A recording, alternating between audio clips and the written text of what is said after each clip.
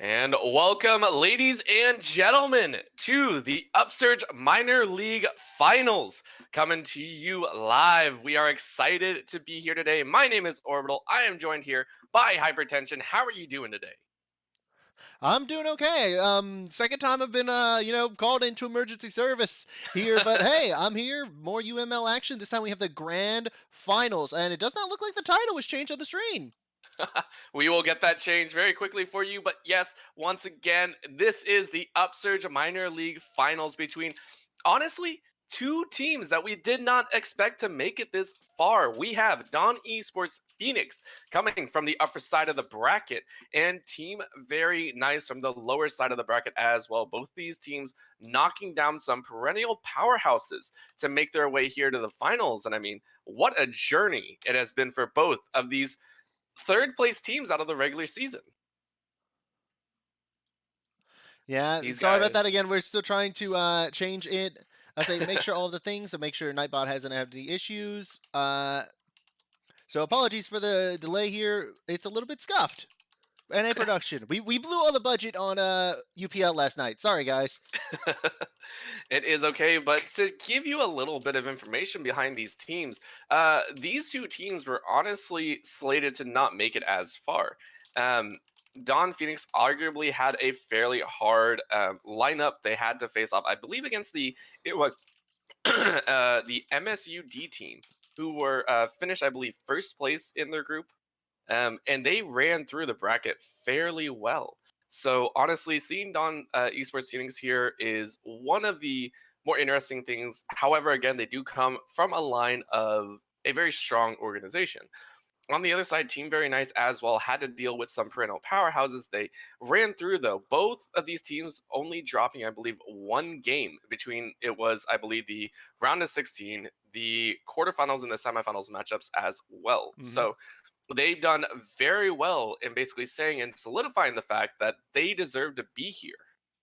Yeah, they definitely do. They upset the odds. And to be honest, if we're talking about a favorite coming into this, I feel like Dawn Esports Phoenix is the favorite here. They fought through a much stronger group, in my opinion. I Mm, say the only team like really of note in that same group as Team Very Nice, which I guess saying this is a little bit of a misnomer.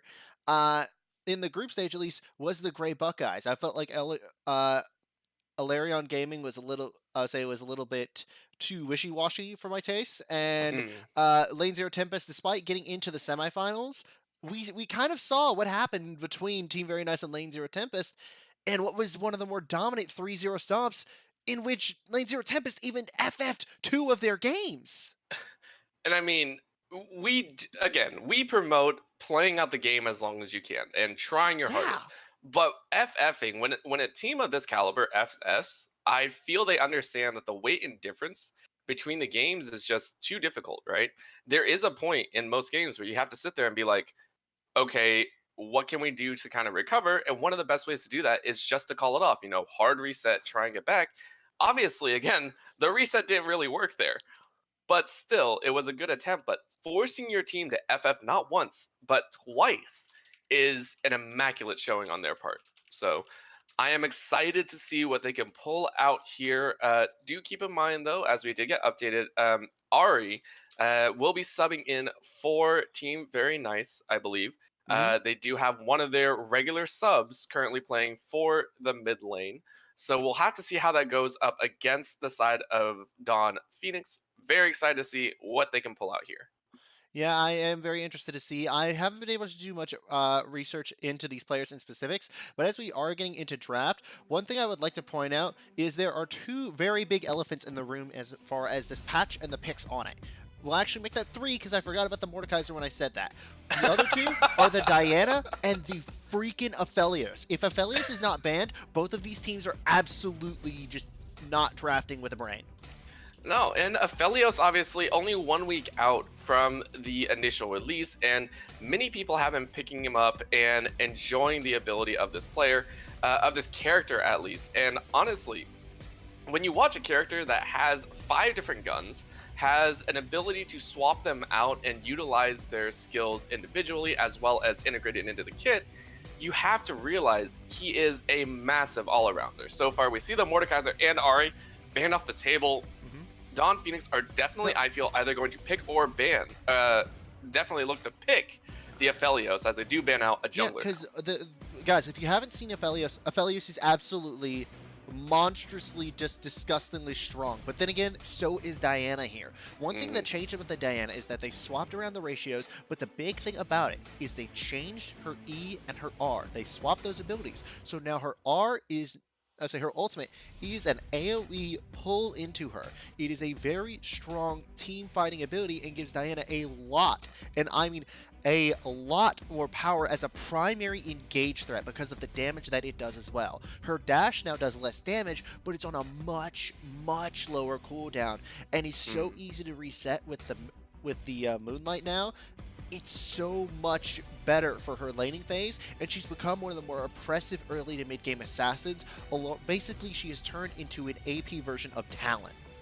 Yeah, very much so. And I mean, watching her now, it's going to be very interesting to see how she plays out. But because of the Diana pickup, I do feel that Team Very Nice are worried about picking up that Aphelios. They do go for the more mobile Kaisa and the Rek'Sai pickup here. So Aphelios still on the table, and it will be up to Dawn Phoenix to decide if they want to pick up this character now. Yeah, and I feel like Aphelios, again, I'm stunned that he has not been picked yet. Because he's just so overwhelmingly sharp. He's not that difficult. Everybody who said that he was going to be our version of the Invoker, no, he's not. The problem with Invoker is that Invoker has a lot of cooldowns and a lot of picks that you have to juggle with. Aphelios does not. You're just going to right-click regardless, and all of them do way too much damage at the moment. Everything but it, and his ultimate.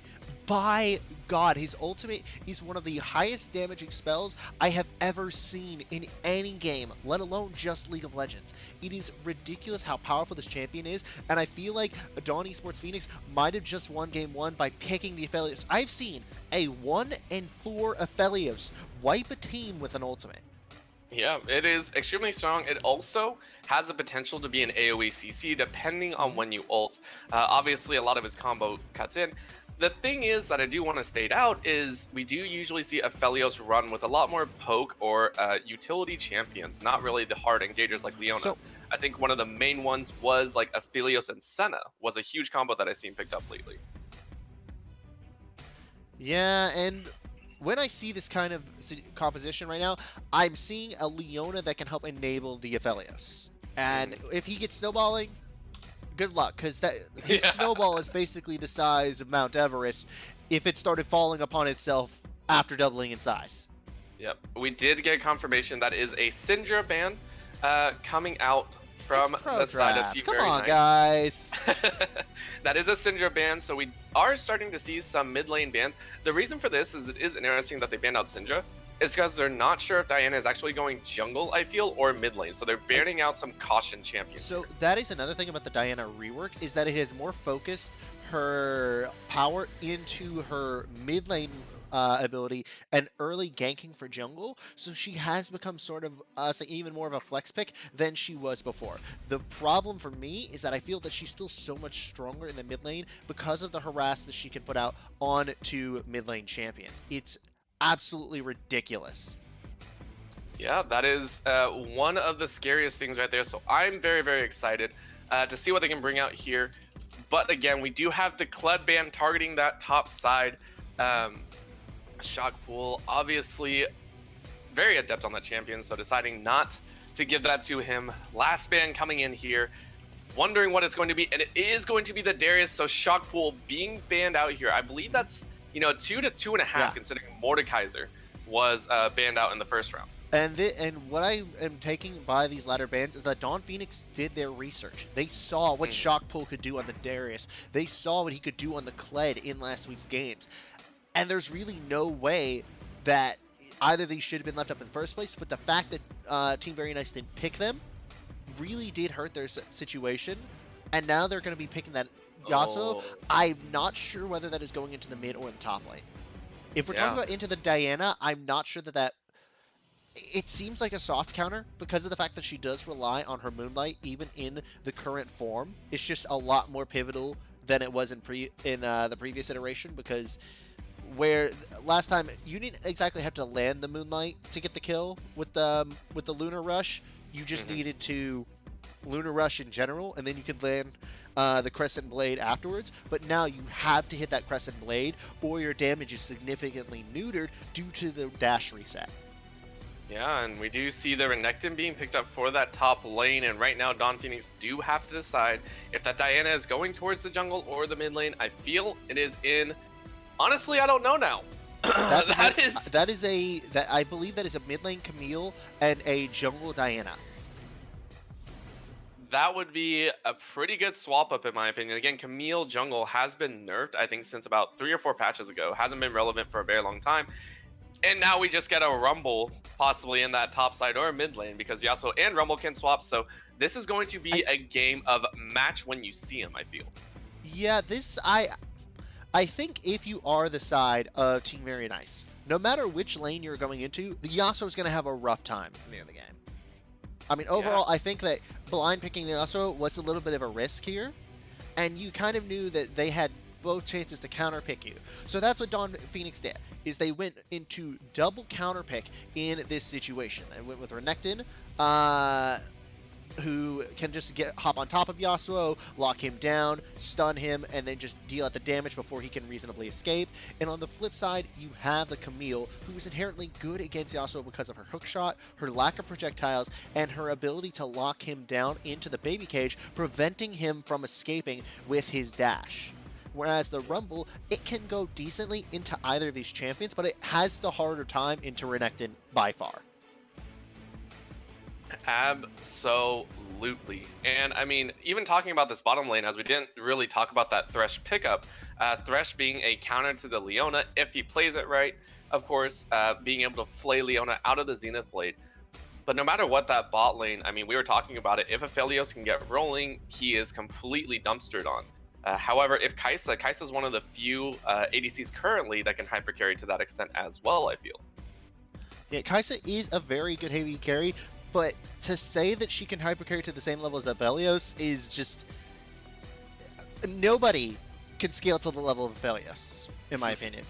In my opinion, Aphelios right now is a stronger late game hypercarry than Kai'Sa or Kog'Maw have been at their most broken points in the history of League of Legends. I think that Aphelios in the current meta is the strongest hypercarry League of Legends has ever seen. All right, and we do see the champions being locked in here. Shockbull will be running that Rumble in the top side. That does mean Mad Cause Bad is going to be running the Renekton mid, although it could still be swapped though. Yeah. And one thing I would like to point out about the side of Dawn Esports and their composition is that it has a lot of single target lockdown. Basically what they're doing is they are trying to set up a good early to mid game. That way once they hit that overall team fed mid game point, Aphelios just pops the hell off.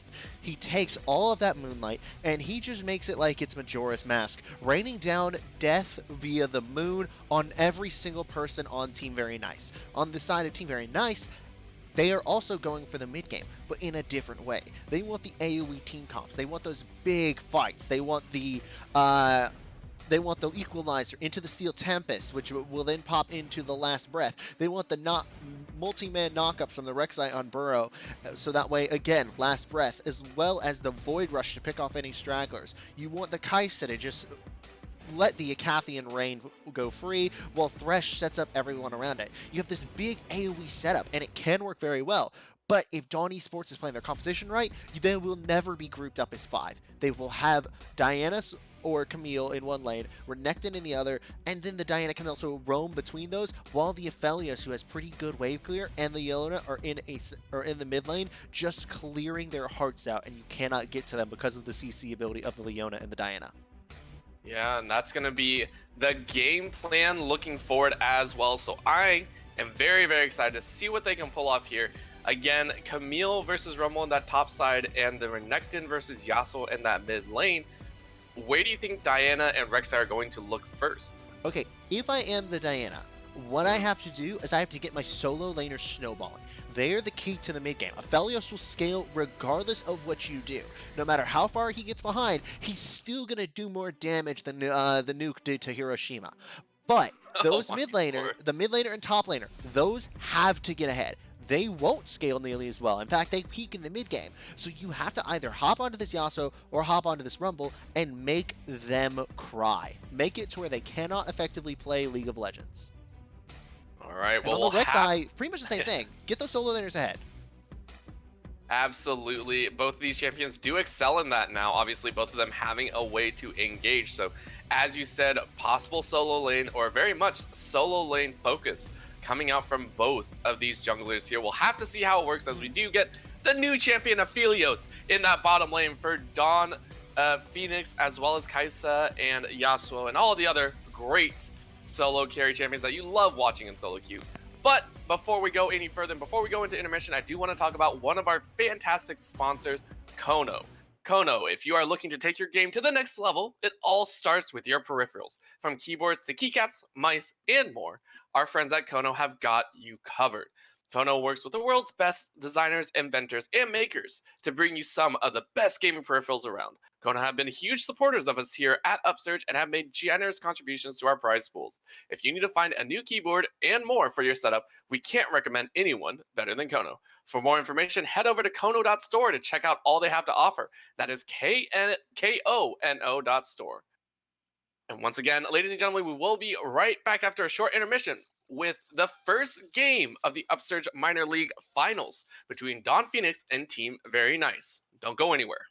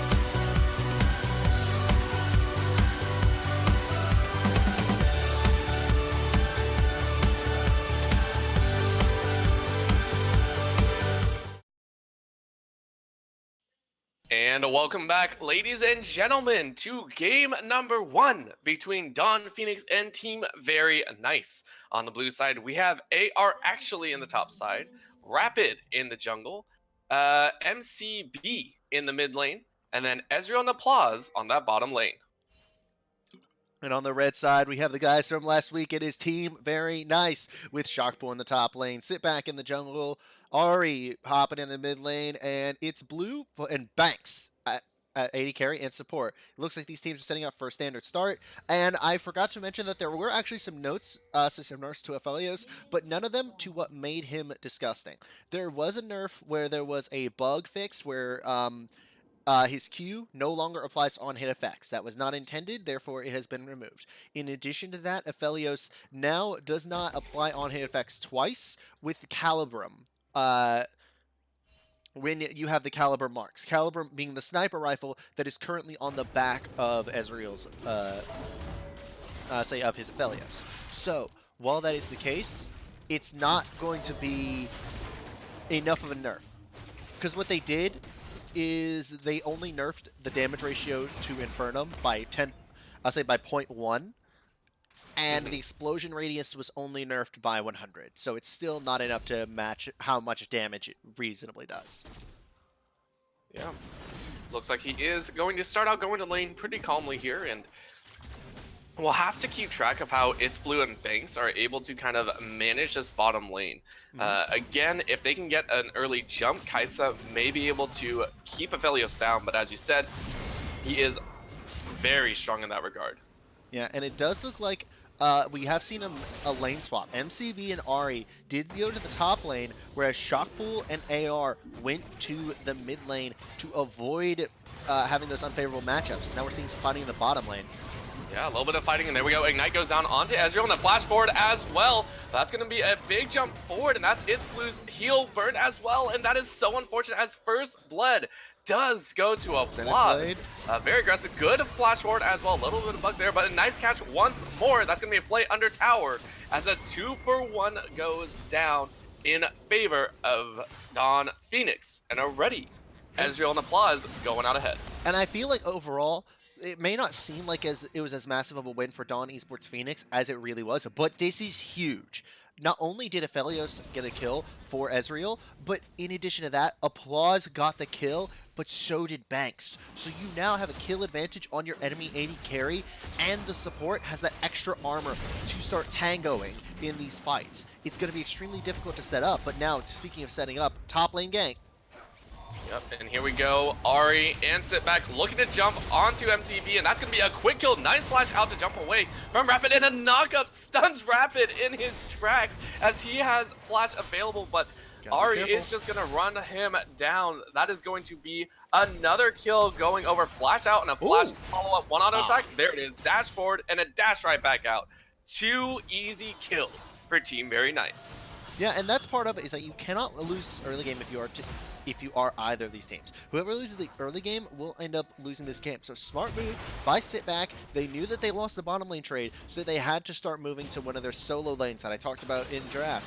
You have to get them ahead. And Yasuo doesn't do as well into Renekton as the Rumble is going to do into Camille. We're seeing that by the CS deficit in the mid lane. So roaming up there first, getting the kill, and then Rapid overcommits to it. Look at it, already solo kill. And that was just clean play, and that was also AR actually not respecting the damage. Ezreal taking a huge chunk of damage as he has to swap to the flamethrower here. Trying to lay out the damage, but again, nice poke coming out of Banks and Blue. Yeah, and I'm not sure about what the names of Aphelios' gun other than, oh my god, I just said it earlier, the sniper rifle. Calibrum, you are looking at, thank you. It was actually the Infernum that he was using. That is the flamethrower gun. Okay, I thought Infernum was the small one that did like the melee range attacks. No, that is Crescendum. Crescendum. Yes. I swear there are more names than. Okay, not gonna make that joke. But even with that solo kill now, it does give Shockpool an inherent advantage. This is a guy notorious for bullying the lane, and now that he has that solo kill, it is huge. But in addition, look at the positioning here of the two teams. Guys, what we're going to do is we are going to remove this from the stream for a moment. That way, just in case that there is any situation of teams trying to, wait for the delay, That way it won't be, utilized. Yeah, we are getting directly back in, though. It looks Yep, like Banks, or not Banks, I'm sorry, Blue is okay to go. that he is. And with that setup, it was, I think, just enough like they knew that there was going to be something coming because of the position of actually AFK. But now, MCB winning this fight. Yeah, that's a big kill in the top side. MCB saying, nope, no chance whatsoever, as we do crest 5 minutes and 33 seconds here. Enjoying the little push in the early game, and honestly, 7 kills within 5.5 minutes. Pretty quick pace for both of these teams. Yeah, it is, but then again, it isn't. You kind of want to be put every single point of this game, except for the bottom lane, really wants to snowball this hard. The Renekton wants to Goomba stomp this lane and then keep going from there. The only reason he died is because of the gank from Sitback. It wasn't outright Ahri getting the advantage. As you can see here, he could just outright 1v1 Ahri here. Oh my lord, and if this doesn't set a precedence for the upcoming games, a flash forward even, he might die for this. No, he won't. Is going to survive with one last sliver, and that is going to be an easy pickup there, 2-1 after that a little bit disappointing early death.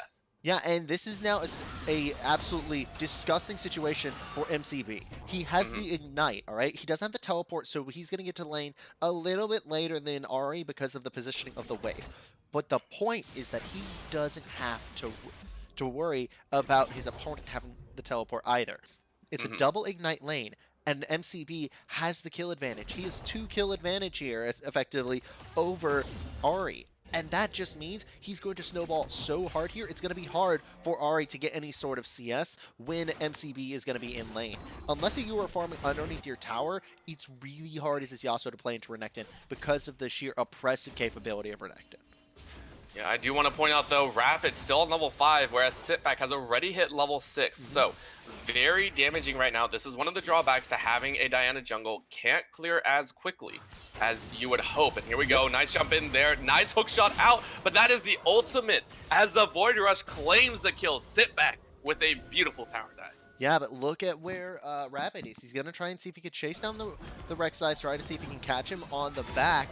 He knows about where he's headed to, so he's trying to chase it from here. He knows. I thought he knew where that was. I think he does know. He does know.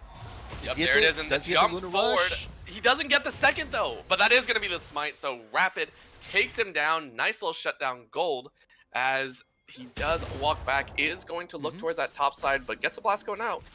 Gonna feel okay. Yeah, and overall, that's not a terribly bad trade. Because of the scaling of the Camille versus the Diana, you do want the Diana to start getting these kills a little bit earlier, try and get her in. Whereas the Rek'Sai is not going to be as dangerous overall as the Rumble. It's still dangerous to have that Rek'Sai get kills, of course. It's dangerous for any champion to have get kills. But those equalizers are going to be much more impactful. And now, speaking of which, good flash there.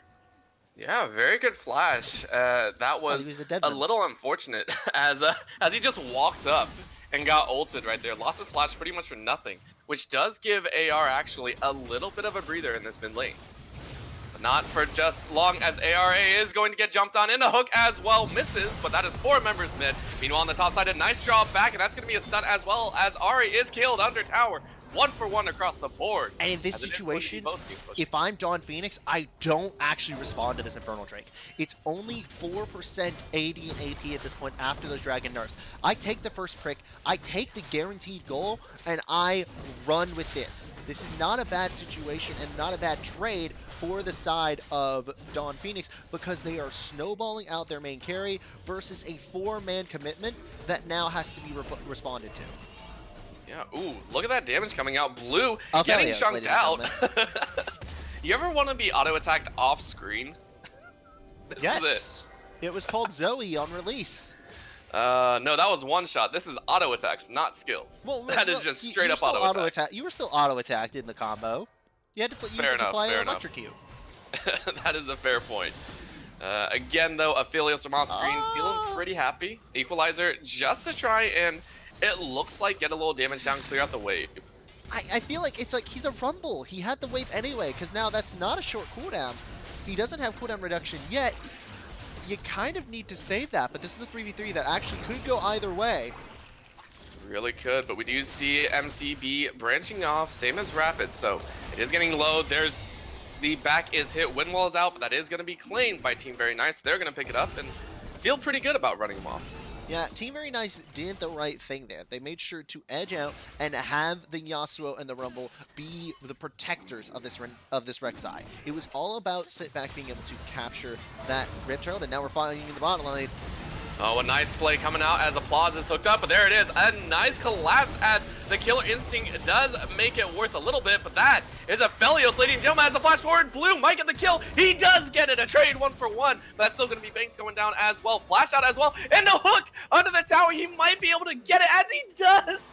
Banks, living just under 100 health, is able to clean it out in a 1-for-2. That play was just money in the bank. Yeah, and now speaking of money in the bank, with that he is sitting on about 800 gold, so he can back and, you know, get him something nice there. That was actually a very good stopwatch purchase. That was the entire key to him surviving that fight. But overall, Ezreal still did get a kill, so it's not completely lost for the side of Dawn Phoenix. But the fact that they lost that 2-for-1 is still a big problem. And it looks like Shockpool is committed to following actually AFK around the map. This is very good by the side of Team Very Nice to keep up the lane assignments. But on the same time, they're just basically abandoning Ahri to his devices and abandoning it to MCB's wrath. Yeah, it looks like there's a 3-man pinch possibly coming down here on MCB. If that knockup lands, no, it does not land, so that is going to be everyone fairly quiet here. What? Yeah, they're actually going all the way in here. They're looking for a flash forward. Oh, And knock up as well. Here we go. A big knockdown, as that's going to be a huge moonlight crashing down around everyone. Ahri getting to be jumped on in the back line. That's a 2-for-1 so far. A third one possibly coming in, as here comes Applause to add a little bit more to the kill. Hextech Ultimatum goes down, and that's just going to be Shockful going down at the 12th minute on the dot. Feeling unfortunate right there, but that is a big win coming out for Dawn Phoenix. Yeah, that was a massive AoE setup there. I told you about how the Diana ultimate now gives her the ability to not only be a diver, but a AoE team fighter. And that is what happened there. I don't remember the name of the ultimate, the Moonfall came in and it CC'd up both Shockpool, it was Sitback and Ahri there. It got both of them, damaged out both of them, and nuked Sitback from about 70 HP to pretty much 0. And that's what you see from new Diana. She's no longer just your standard single target diver that is completely irrelevant come the mid to late game. She's a team fighter now, and that's the scary part. It's a terrifying thought to have a roaming Diana just be able to lock everyone down. And remember, the more people she draws in, the more damage it ramps up by, I believe, approximately 50 to 60 damage, I think. Let's see. But Yep, it is increased by about crazy. 50 right now. Yeah, it's just scary amounts of damage if you're caught within this AoE combo. So I love the fact that they were able to collapse that quickly, and Dawn Esports, even though bot lane has been kind of back and forth, everyone is still a target, no matter who you are on the map. And yeah, and also that fight, actually AFK picked up 2 kills, and this is huge here. Oh, nice catch once again as Blue getting walled in here. 0 summoners available to keep out, and that is how you run a pick comp, ladies and gentlemen. That it is, and it's not just that, this has become a absolutely skirmish-heavy comp. You have a remarkable amount of AoE that we didn't actually cover in the draft, between the Diana Ultimate, between the Renekton's sheer ability, and things like the Tactical Sweep and the Hextech Ultimatum. So overall, I'm not surprised that there's a good setup here. Good flash. Oh, nice flash out of Rapid, but meanwhile on the top side, we have a follow-up flash there. AR might be getting the kill, though. Shockpool, very, very low. Equalizer actually goes out trying to hold off the minions. Oh but my go god! Jump in, he might get it. Oh! Shockpool able to hold it off. Meanwhile, on the bottom side, we see another jump into the bush as Banks completely caught under. Nice knock up from Sitback, but there's the rest of the team as Team Dawn Phoenix just say thank you very much. We will collect what we can on this bottom side. You won't get anything out of this Rift Herald, and that is a 1-for-2 across the board. Yeah, it is. I mean, honestly, very, very, very questionable play by actually AFK. I don't think you really should have gone for that at all. If you did, you have to wait till you got closer to where you were guaranteed that the stun hit. Don't go through it through the equalizer and then just straight into a harpoon. But on the flip side, you saw how freaking powerful that Diana is in those fights. Like, just collapse after collapse after collapse. And here it comes again, but this time, it's just the Aphelios. Yeah, I mean, can you really run from that? Nope, you can't Can you really... run from that? As the mid lane as well, Shockpool again getting jumped on Rapid, picking up his 6th of the game. This is insane so far. I hate to say it, but I feel like Diana might have become like that AoE assassin diver that's like the perfect assassin. There's no real flaws to her, except for that she goes in and doesn't get out. Like, has all of LeBlanc's advantages, but then is also a better diver than LeBlanc. With the right team setup, she is definitely one to watch out for, and with the follow-up that is available, that is very strong. However, we just did see MCB kind of dive in and try and kill Ari, which it's fine. Unfortunately didn't work out there. But no shutdown gold, I believe, went over, so it's just a single kill.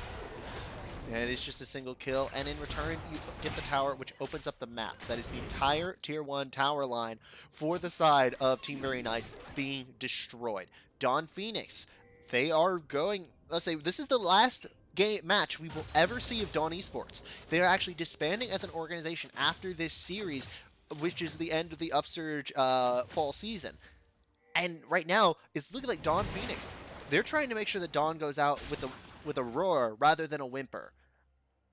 I mean, they have this set up within the last, I want to say, about 3 minutes. They've gone and taken about 6 or 7 kills straight off the board. So no matter what objective they're going to be fighting for, they will have the lockdown on at least 2 members there. We're already seeing 1.5 items completed for everyone. We already see these Zanyas picked up for Rapid as well. So he is going to be perfectly okay diving into that back line, setting up plays for his team. Yeah, and can you guess who has the most gold in the game? I would honestly be terrified, but I think it's Aphelios. No, it's Rapid.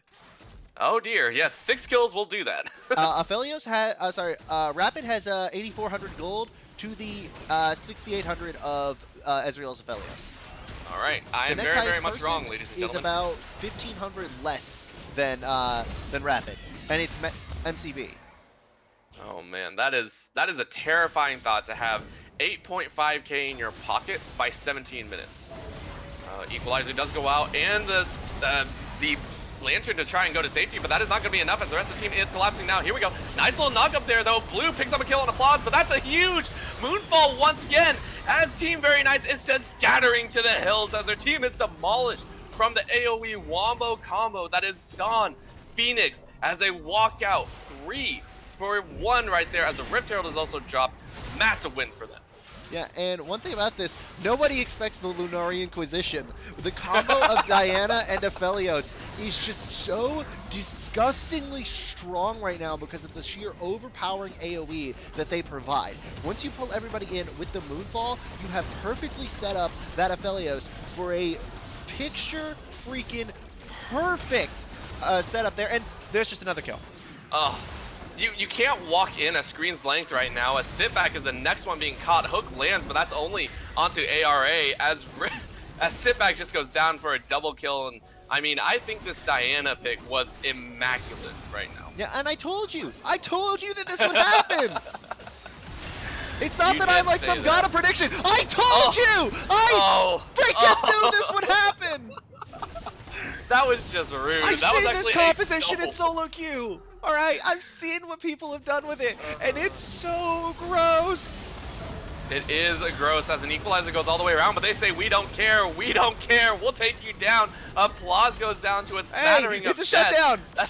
That's 3 kills going over to a Blue right now as he goes for a little bit more. In goes the Void Rush as a 700 gold bounty is picked up by Sitback. But look around, their base is destroyed. They are sitting on pretty much nothing as their team now has to decide how they're going to defend this.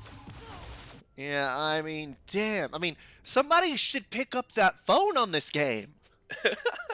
Because I called it. I mean, yes, they overpushed massively and they stayed way too long on that final push. But that's not the point.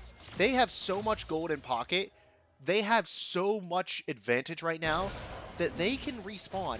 They can just run up to these objectives, which is like the Cloud or Drake spawning in the next 5 seconds. It is now spawned, right? This is the first Cloud Drake of the game, which actually benefits this team extremely well because of how much they can rely on their ultimates being the Moonfall and the, I need to check that name, and the Moonlight Vigil, all right? On the flip side, you have the Baron Nashor. You have complete and utter control because of how powerful you are in a straight 5-on-5 team fight. I would not be surprised if the side of Dawn Phoenix took both of these objectives and then ended the game off it. Not only that, I mean, they've done so well in shutting down the substitute mid laner. Ari, sitting out 1 in 6 right now, has had a horrendous game, and I say that in all respect as well. When you're given a carry such as Yasuo, you can't be going these scorelines. You have to know how to mitigate the damage, how to mitigate the losses. And it just seems Ari was not able to do so. And it doesn't help when your primary late game insurance blue has been beaten black and blue mainly by Rapid and Ezreal here. There isn't really any opportunity for him to pop off despite what chat seems to think. It's just really an overwhelming stomping here by the side of Dawn Phoenix, and they know who to target. They've been doing it perfectly all game. They know that the Rumble will be part of the problem, but it won't be as bad as these others. Oh. Look at this. Oh, big flash over the wall, but look at the damage coming out. This is massive right now, but a nice turnaround is going to be Dawn Phoenix's to lose, as Sitback is also found and stunned up. One more shot is there. They're going to chase Sitback as the equalizer goes out, but that's only a deterrent as in comes ARA. Flash Sword as well. Hexacultivative locks him in, and Shockful is going to die for Sitback's problems as he goes down, and screw Baron, they're just going to take the base.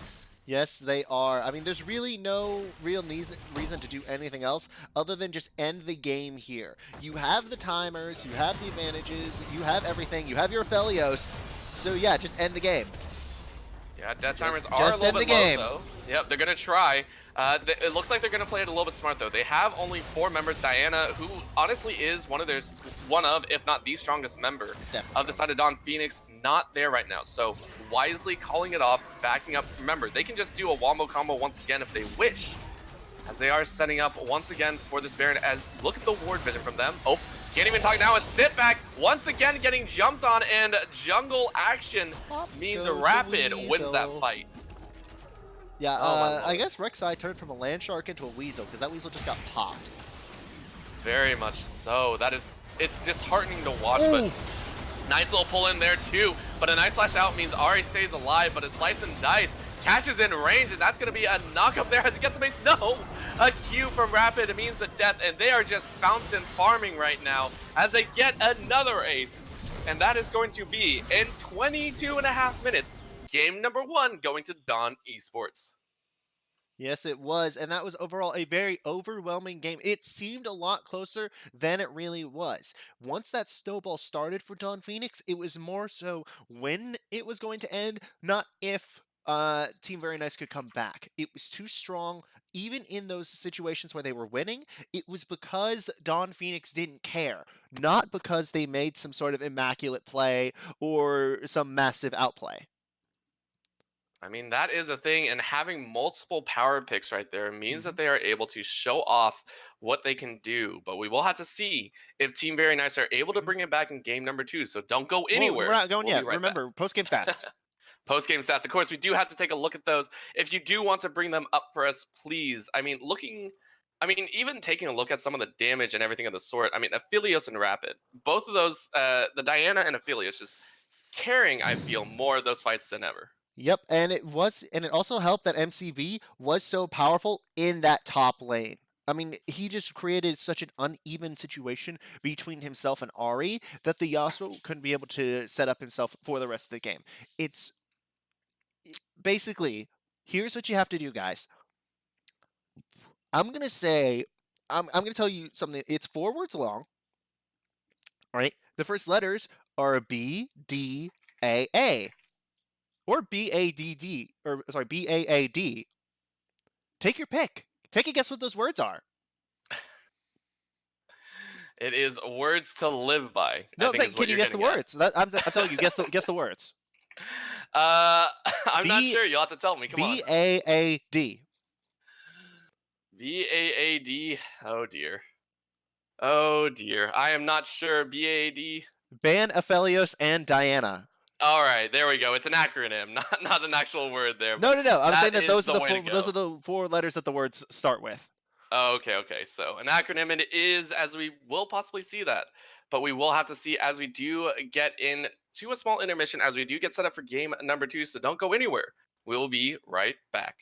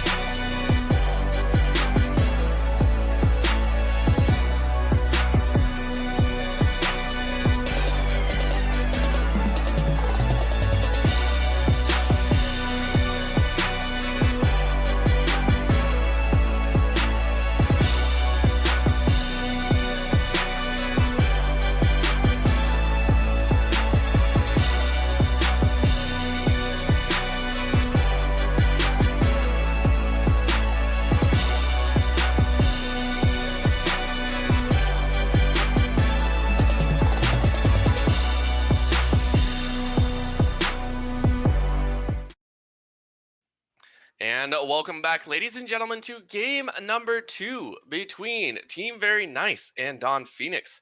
After a pretty resounding game number one from Don Phoenix, with some powerful picks behind them, we'll have to see if they can recreate that in game number two, or if Team Very Nice are able to take a swing back in this game, this best of five series. Yeah, and I feel like that game wasn't as much that Dawn played better. It's that they won so hard in draft, it was almost impossible for Team Very Nice to come back. It Yeah, was really a situation where Diana and Aphelios are overpowered. The Lunari Inquisition decided it was going to murder all of the women and children, and just did raise the rift while it had, and not raise as in RAISE. I'm talking about RAZE, as in burn to the freaking ground, because that's what Dawn Esports did on those two champions.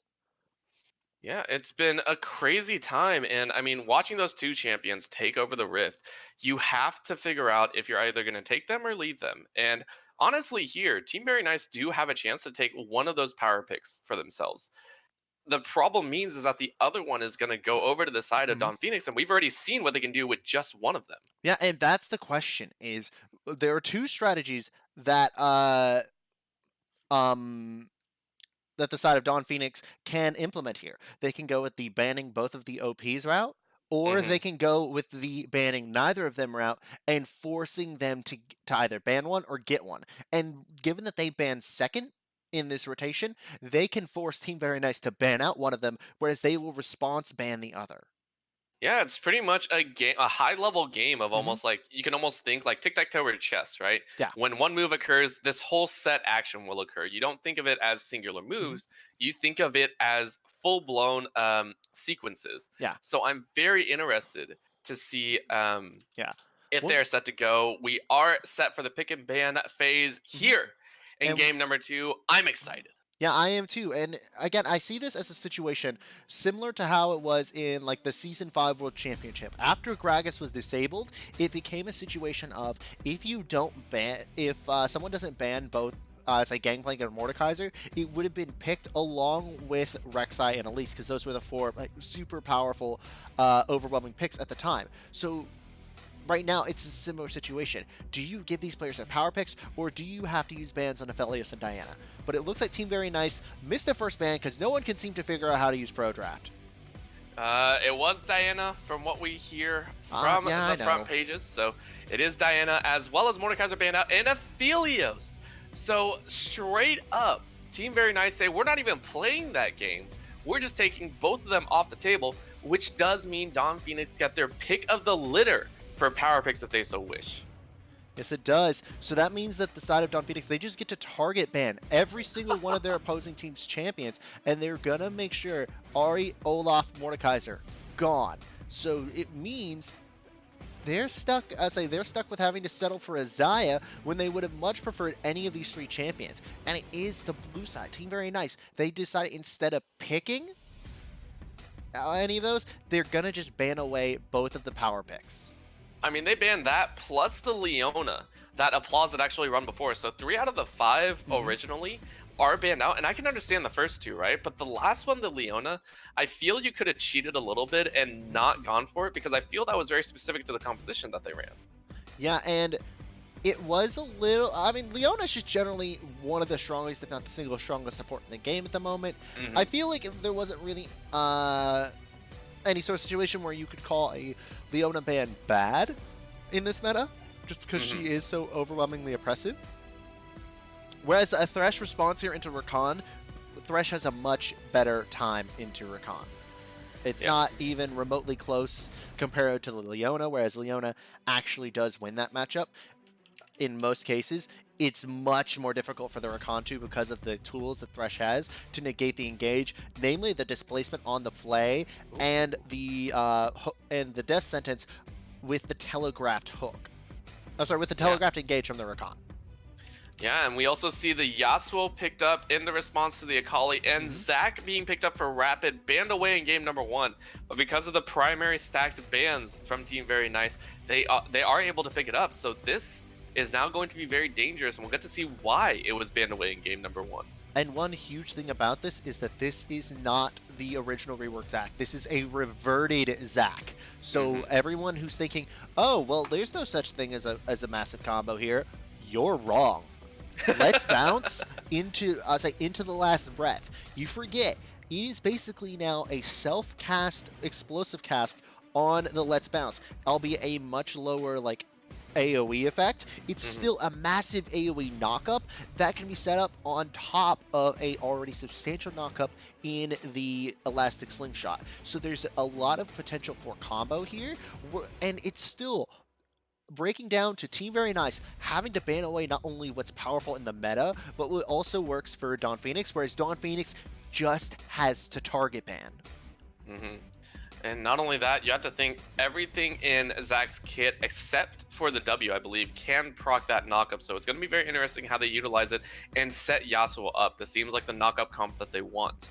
However, two ADCs banned away on the side of Team Very Nice. So Don Phoenix, Blue, sorry, not Blue, Ezreal will have to decide if he wants to fall back to the Ezreal or if he's going to go to something different. It does look like he is hovering it. So no, it is going to be a Lucian pickup here comboed with a Rakan. So a nice kind of spell slinger ADC to be able to mess around a little bit in this And bottom believe lane. it or not, I actually like this bottom lane better because of the pace of the game in the current meta. I've seen this game be almost entirely based around the early to mid game, but that was also before I saw Shockpool's Kled. That is a very powerful pick that could take over the game in the mid game, as we saw last week against Lane 0 Tempest. And this Skarner is just going to further help this lockdown and attack in this game. The composition of Team Very Nice in the previous game, it took too long and they gave up too many power picks. This composition that they have now is much better paced for the state of the game in its current form. You have the Akali and the Kled who can do the same thing with the split pushing effect.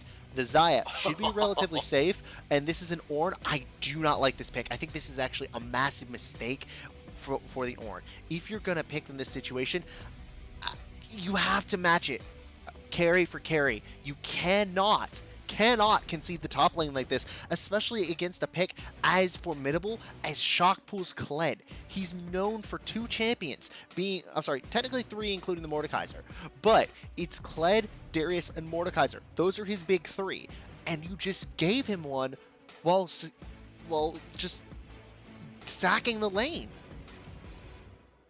And understandably, if you can't win the lane and you feel like you can't, you do have to default on the whole play for them into late.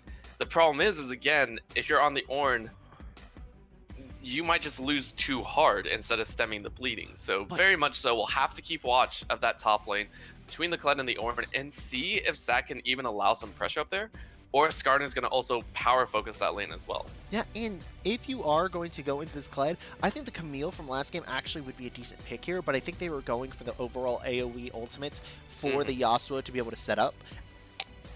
I don't like it. I think it's settling too much for the late game. It's too much focusing into one compositional idea that can be disrupted. Remember that the Zac Elastic Slingshot is also hard countered by the Thresh Flay. There's a lot of engage on this side of Don Phoenix, but 2/3 of it is just automatically negated by one champion that they have, and this is on top of the fact that you can apply things like the charge. You can actually charge to avoid getting knocked up by the Let's Bounce.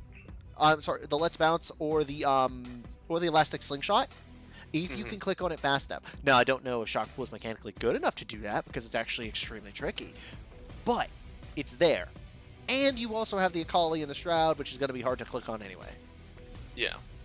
And the amount of just general skirmish heavy champions I feel Team Very Nice have pulled out, we saw some glimmers of hope in the game number one, right? There were a few times where they actually were pulling it out and able to win. One namely was that top lane matchup. Shockpool on that Rumble was actually getting solo kills on AR actually. So the thought that's going in, I think why they picked the Ornn is specifically for that reason, is they know that Shockpool is going to be a drastic heavy player here. So to question that out is going to be, okay, we know something can scale. Don't even try and fight anything. Just hard sit on this champion. Farm up, give us items, right? Give the Yasuo items, give the Zac items, give the Lucian items, and pray for that mid to late game, right? I feel that's the plan here. But as you said, Shockpool on his famous champion here is going to be so much fun to watch if he gets going. Yeah, and again, these are one of the big three champions you do not give Shockpool. I felt like if you were going to ban out any champion in that second phase, Darius was one of them. Let me double back check and see what that other one was. It was the Rek'Sai. I don't feel that the Rek'Sai was that big of a problem. If you did have that Rek'Sai, it didn't necessarily negate your game plan that much. Plus, it does force them into a jungler that's not as good with the pick game as the Skarner is. The Skarner, you know, being basically arguably the best single target like picking support in the game. Hmm. Whereas on the flip side now, you kind of shoehorn yourself into facing against such a dominating champion. I don't know if it's confidence here, but I would not have confidence in ARA's lane after that absolutely disastrous performance on the Camille. Yep. And it wasn't even like him getting like plays over shock pool that got him back into the game. It was the AoE team fights that he just happened to be the last one to get the kill in. It very much was, and so to watch this occur, we'll have to see if it makes it happen. And again, the bottom lane now, we do get to see a little bit more standard composition set up here. No Aphelios in the game, right? But the Rakan pick, I'm not sure if it was a forced Rakan pick due to the fact that obviously Team Very Nice had picked up the Xayah, but we get to see Applause possibly play a champion that he might not be as comfortable on. Mm-hmm. And I'm wondering if that's going to cause a little bit of discourse in the bottom lane for them. I doubt it will cause true discourse here. Rakan isn't necessarily the most mechanically complex champion. He's very straightforward. He's a one-track mindset and a one-track kit. It's all about creating engages and supporting your team by defending them with counter engages here. But the issue is that you gave it up knowing that Lucian Thresh were available. If you were going to pick a power bottom lane here, that is one that you could do. But I can see the ideology here that not only was a denial of the Xayah Rakan duo lane, but it also synergized with the game plan that they had. They obviously wanted to force this Yasuo composition. They have all this AD damage. There is one single tank on the side of Team Very Nice. If they get that perfect fight, they can absolutely take it over because of the setup picks that they have. But if they don't, if MCB starts to fall behind, if Ezreal starts to fall behind, if these engages are negated by the Flay, by I'll say by that Impale from the Skarner, by the charge from the Kled, or even the Akali Shroud or the Xayah Featherstorm, you're gonna have a big freaking problem. You really are. And as we get down into the spectator delay, we do want to talk about one of our other fantastic sponsors, Sector 6. Sector 6 Apparel is a leading esports apparel company providing on-demand printing for groups of all sizes. Sector 6 Apparel designs comfortable and stylish clothing for professional esports organizations and collegiate programs, as well as your very own esports, Upsurge Esports. If you want premium esports clothing and would like to support us at the same time, head over to Sector 6 Apparel at sector6apparel.com. Go to their collections and under Upsurge Esports. Once again, that's sector6apparel.com under the collections tab and Upsurge Esports. Check out Sector 6 Apparel today and rep Upsurge Esports or your own favorite team in style today. Once again, we are getting into game number 2 here to see if Dawn Phoenix are able to push it into a 2-0 scenario, or Team Very Nice will be able to take a fight back. Don't go anywhere. We'll be right back. Take a drink for every time he said Upsurge Esports in that ad read.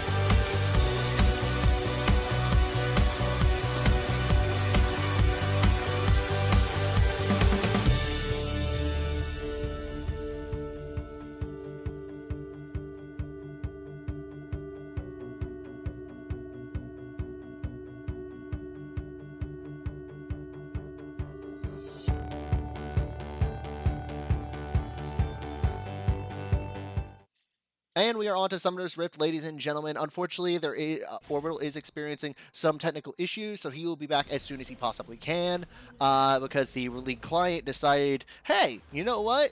No. So now we are on to Summoner's Rift. You know who these teams are. You know who I am. I am Hypertension. And it looks like both these teams are starting with the standard 5-point setup. What I would like to see there we go. This is what I was going to say, is that they need to sort of like see where each other are, make sure that they can set up these early game aggression, because this meta is all about the early game. He who snowballs ends up winning almost 100% of the time. But at the same time, you have to be cautious with this. You have to know where your opponent is. So by pushing back Rapid and testing out where he is, they're showing that we have a potential to invade. Don't get don't get froggy. We will jump. So yeah, now with that in mind, I would like to see the junglers start to pressure a little bit towards the mid lane first off, before either of these mid laners get their mobility. Once that Yasuo gets the dash, it's harder to land. It's harder to like, catch up to him, especially if he starts pushing through the minion wave. Once Akali gets the shuriken and the lethal execution, or the perfect execution, it becomes extremely difficult to do it. Also, by the way, Orbital, I can hear you. They can. So there is that. Now, looking at this again, MCB trying to push up. He still actually has his windshield. Now here's the matchup that actually worries me for the side of Dawn Phoenix. This is such a bad matchup here for ARA, and it's because it's not just because it's Kled, because his shock pool is Kled. Chat, for those of you that don't know it, why don't you ask someone else in the chat why shock pool's Kled is so dangerous?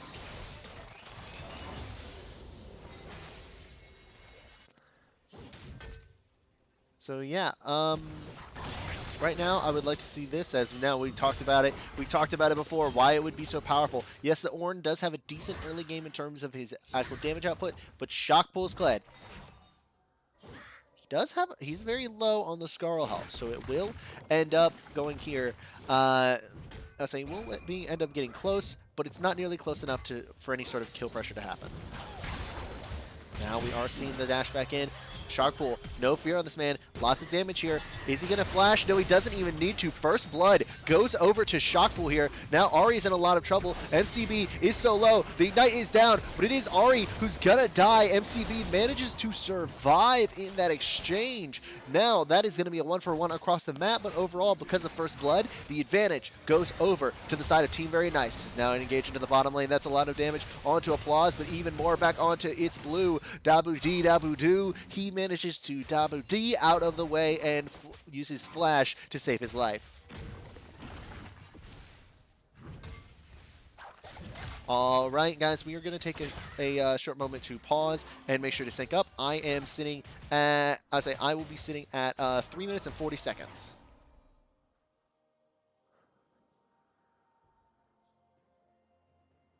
All right, 3, 2, 1, hit play.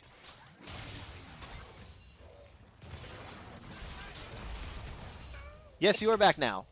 Hey, I'm back, ladies and gentlemen. Thank you very much. Sorry, and everyone, thank Hyper for taking care of that while I was getting my client fixed, because, yeah, League, we love it. But again, as you stated, 1-for-1 so far, and a very, very slight lead over to the side of Dawn Phoenix. But, I mean, 100 gold, really, can that be considered a lead? I mean, Dawn Phoenix right now, they traded that 1-for-1 in kills, and it was really pivotal as to who it went to. The fact that Yasuo got a kill and the fact that Shot Pool got a kill. Both sides. That is massive. It is a very scary moment right now for them to try and work through this, and honestly, I love it so much. But we are seeing the double Dorans in the mid lane for MCB, which is something, oh man, God, I hate seeing that build. Double Dorans. I mean, hey, it works, as Tarzan loves to say. Sorry, I gotta say that because I know that he's the biggest proponent of it, especially on champions like Olaf and Lee Sin in particular. Apparently, if you can go with those builds, you have a really good opportunity to start snowballing into the mid game, especially those like around level 6, because of the raw stats that the Doran's Blade gives you. And the same holds true in the mid lane here on this Yasuo. He has a very weak early game compared to his later stages of the game. So getting this Mhm. sort of Doran's Blade will help, but it won't help you against the Thresh. Very much not, but there it Ooh. is. A nice little wind wall there. Does stop him in the tracks. And there is Rapid as well. But here we go. A nice little pincer here as Sitback coming as well. Good play forward, and the stun is made. That MCB is going to jump back in. Might get the kill here. No, he's extremely low. Might die to the cannon minion as one more shot goes out. And Ari picks up the kill. 1 for 0 in that mid lane after a very summoner-heavy battle.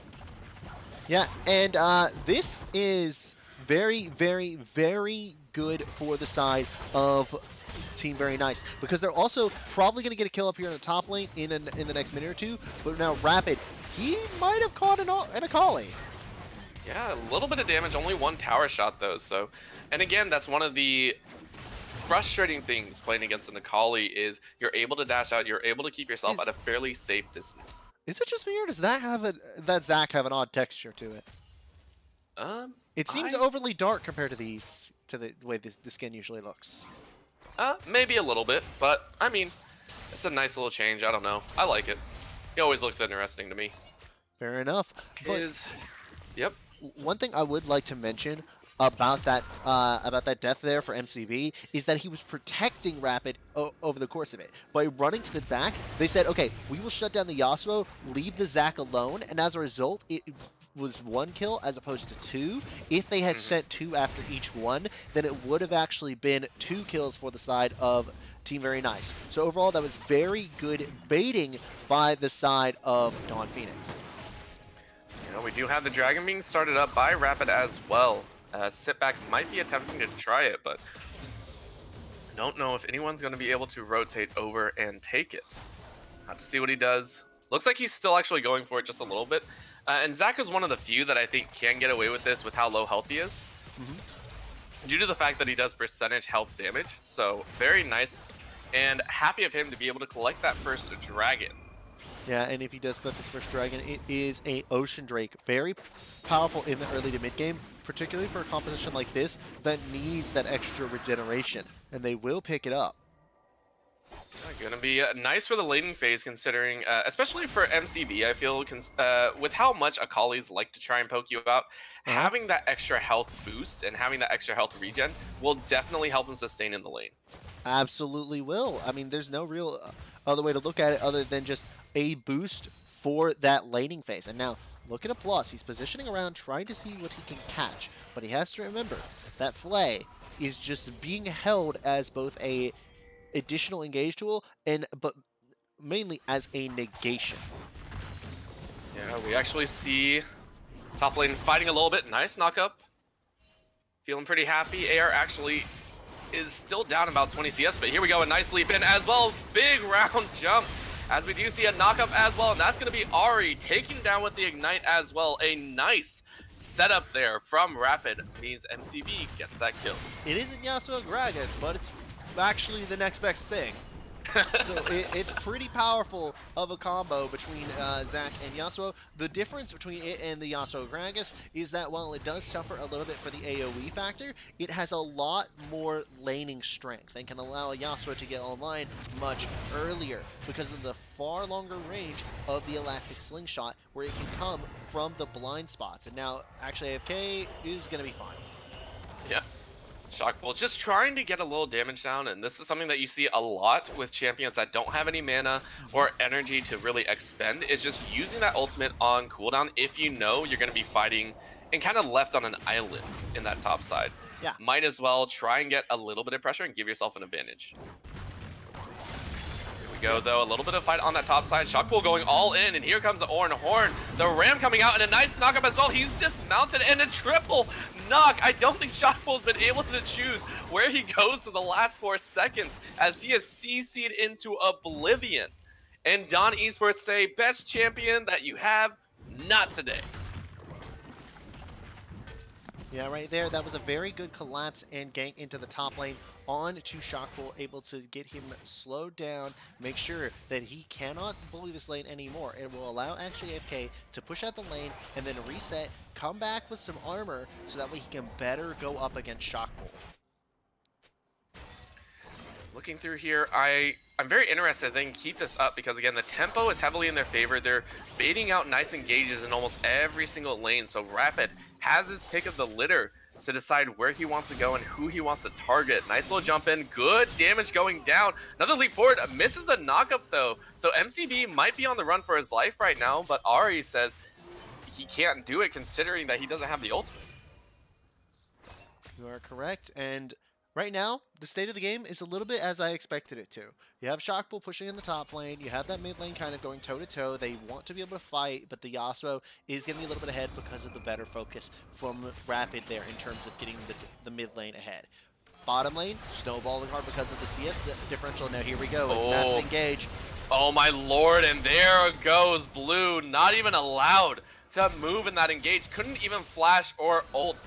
That's going to be a speed up as well as the stopwatch goes out, and that is going to be Applause taking up the towers so he can get that kill. But there it is, a nice bounce in the top side as Shockpool once again actually mounts back up and might be able to get away. No, I think he is going to die here. That is going to be another leap in, dismount, and kill. Sit back, you're not in a good spot right now as they jump forward and actually ARA not happy, actually tries to dash away, does get the brittle move down as it is going to be a trade in that top side. Of a 2-for-1 so far, 2 for 1 now. So here we go, Sit back also running for his life. Not sure if he wants this nice little knock up there, and Rapid says no, and that is going to be his passive popped. Still, 4 kills across the board for 1 in favor of Dawn Esports. Yeah, and that was just a great collapse and fight. Unfortunately for the Society team, very nice. They funneled in like dominoes. It was one after another, and it was unable to really pick up any momentum other than that lucky kill onto actually AFK after he kind of, you know, ran face first into a Skarner or a Colin. Yeah, and again, I don't think it was necessary, but still, going in allowed them to pull a little bit extra out, was able to pick up Ari right there, and Sitback, of course, just had to run away. This is one of the big setbacks of this champion, is if you're not on the aggressive side, it's actually very difficult trying to find those engaged tools, trying to find those targets, you know, because if the target's stronger than you and won't go down if one of your carries is behind you, what's the point of pulling them? Yeah, there's not really much point in pulling them there. But now, with that setup, we are seeing that is a big Yasuo at this point. That is a big Zac. That is a big Lucian over that entire game. Now, MCB going really in a bad spot. Yeah, MCB, that was a good choice to move forward right there. And there it is, a shutdown for Ari. Able to pick up a nice 150 gold bounty on top of that, and they move directly to Dragon here, as Blue has already started it up. And I didn't think he really even had to fight there. I think he could have escaped if he had chosen to just run through the topside river into the team. Now, oh my god, the AoE. Oh my lord. We talked about wombo combos in game number 1. That was a wombo combo to kick off game number 2 at 13 minutes. And 15 seconds. They wipe 4 members of Team Very Nice and claim the dragon as well. What the actual hell did I just see? Oh man. Wow, okay. That's that I have no words after that sort of I didn't expect that much raw damage out of the AoE that early. It just deleted everyone from about 100 to 0, and the only survivor on the side of Team Very Nice was Shockpool, because he was like 50,000 units away. Yes, he was, and here we go. Rapid trying to get in and get a little bit of damage down. Actually, they get the knockup as well. Bangs, next one on the chopping block, and here we go. Sitback actually dropped the Rift Herald there. I'm not sure if that's what he wanted to do, or if he wanted to actually just drop a ward, because that is very far behind enemy lines. That's just, they're not going to get anything. This is like a repeat of game number 1. Yeah, this is a repeat, but unfortunately, unlike game number 1, we have a mountain rift, which my computer doesn't seem to like. Well, that's not good, but... Yeah, it just shows blue spots on the map. Oh no, that's not good. But that is going to be mountain coming up here shortly. They were able to collect, I believe, they have 2 of the dragons so far. We do not have that on the map. I'm so sorry, but here we go. Nice bounce house in that middle side, and they just suppress him down. Rapid is unstoppable in this fight. A nice look onto Applause. Applause tries to run away, but a nice Knock up again as the slingshot lands. Rapid just tanking this up. He says, I don't care. I am the tank of the team. He takes another tower shot just for fun. This and man's is the able to walk freaking away. carry, even as the Zac 7, 1, and 6. That is such a fed monster there, made out of flubber. But it looks like right now MCB and Ezreal, they're gonna get Ari here, who does not pick up MCB. Okay, barely survived. Yeah, very much okay, but still 5-0-4 on Ezreal's Lucian, 7-1-6 on Rapid Zac. These guys are just going at it once again. The two players on this team that are just saying thank you very much will run away with the series. Yeah, and despite their composition, I love the way that Dawn Phoenix has played this early game. They played it near to perfection in this situation. Yes, they gave up kills where they were mostly unavoidable, but at the same time, they have been playing this game so well. Rapid has been omnipresent on the map. MCB has been roaming like he's an Aurelion Sol or a Talia. He's been all over the place, there to capitalize with the last breath as soon as Rapid lands the Elastic Slingshot. I said that this was a dangerous combo, but MCB and Rapid, they are absolutely a tandem to be feared. They are on point at every single phase of this series together, and I am loving the results. On the side of Dawn Phoenix, I'm sorry, on the side of Team Very Nice, you have to get a 5v5 fight. You have to get a 5v5 fight where you pick off MCB or Ezreal right at the start, because if they survive, you won't. Yeah, but I mean, they have to be on the proactive side first if they want to, and Ari not in the right position as he gets jumped on in the Shroud, is deleted off of the map. 6th death of the game for him, even though he has 5 kills. Yeah, so he's got all the kills, but the problem is he's also got the one with all the deaths. There is no snowball ability here. Oh, but here we go. Oh, we were just talking. We just wanted to talk a little bit as the suppression comes in and Rapid pulled under the tower there. Splits into 4 blobs as the rest of the map is starting to obscure off on the side, but a nice knockup in return as Blue is jumped on, and MCB says, thank you, I'll take that. Coley goes out and is able to clip him down. Godlike goes Ezreal, and that is going to be AR actually picking up his 3rd of the game as well. He's a tanky boy, and that's going to be an overall 4-for-1. Yeah, a massive win there. Yes, Rapid died, but they pulled them. But he pulled so much aggro from those 3 members, they kind of forgot that their Xayah was in the face of a Yasuo and a Lucian here. A fed Lucian and a fed Yasuo. This is not the situation that Team Very Nice need to be in. But now MCB is in trouble.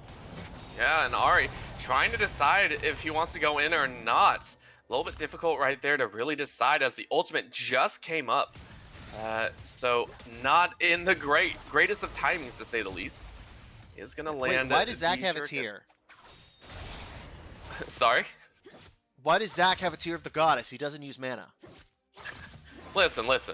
We let the man do what he wants when he's 7-2-9. Wait, but that's just actually toxic. Oh dear. Maybe it's for the shield. I don't know. It gives like a minimum of like 5% if you get the Saracen Embrace, right? He can't stack it. That is true. Wait, That no, is the true. tier of the goddess. I'm showing on stream. The exact words are grants 4 maximum mana upon mana expenditure. Zac doesn't have mana to expend. So it literally is just 750 gold in the garbage.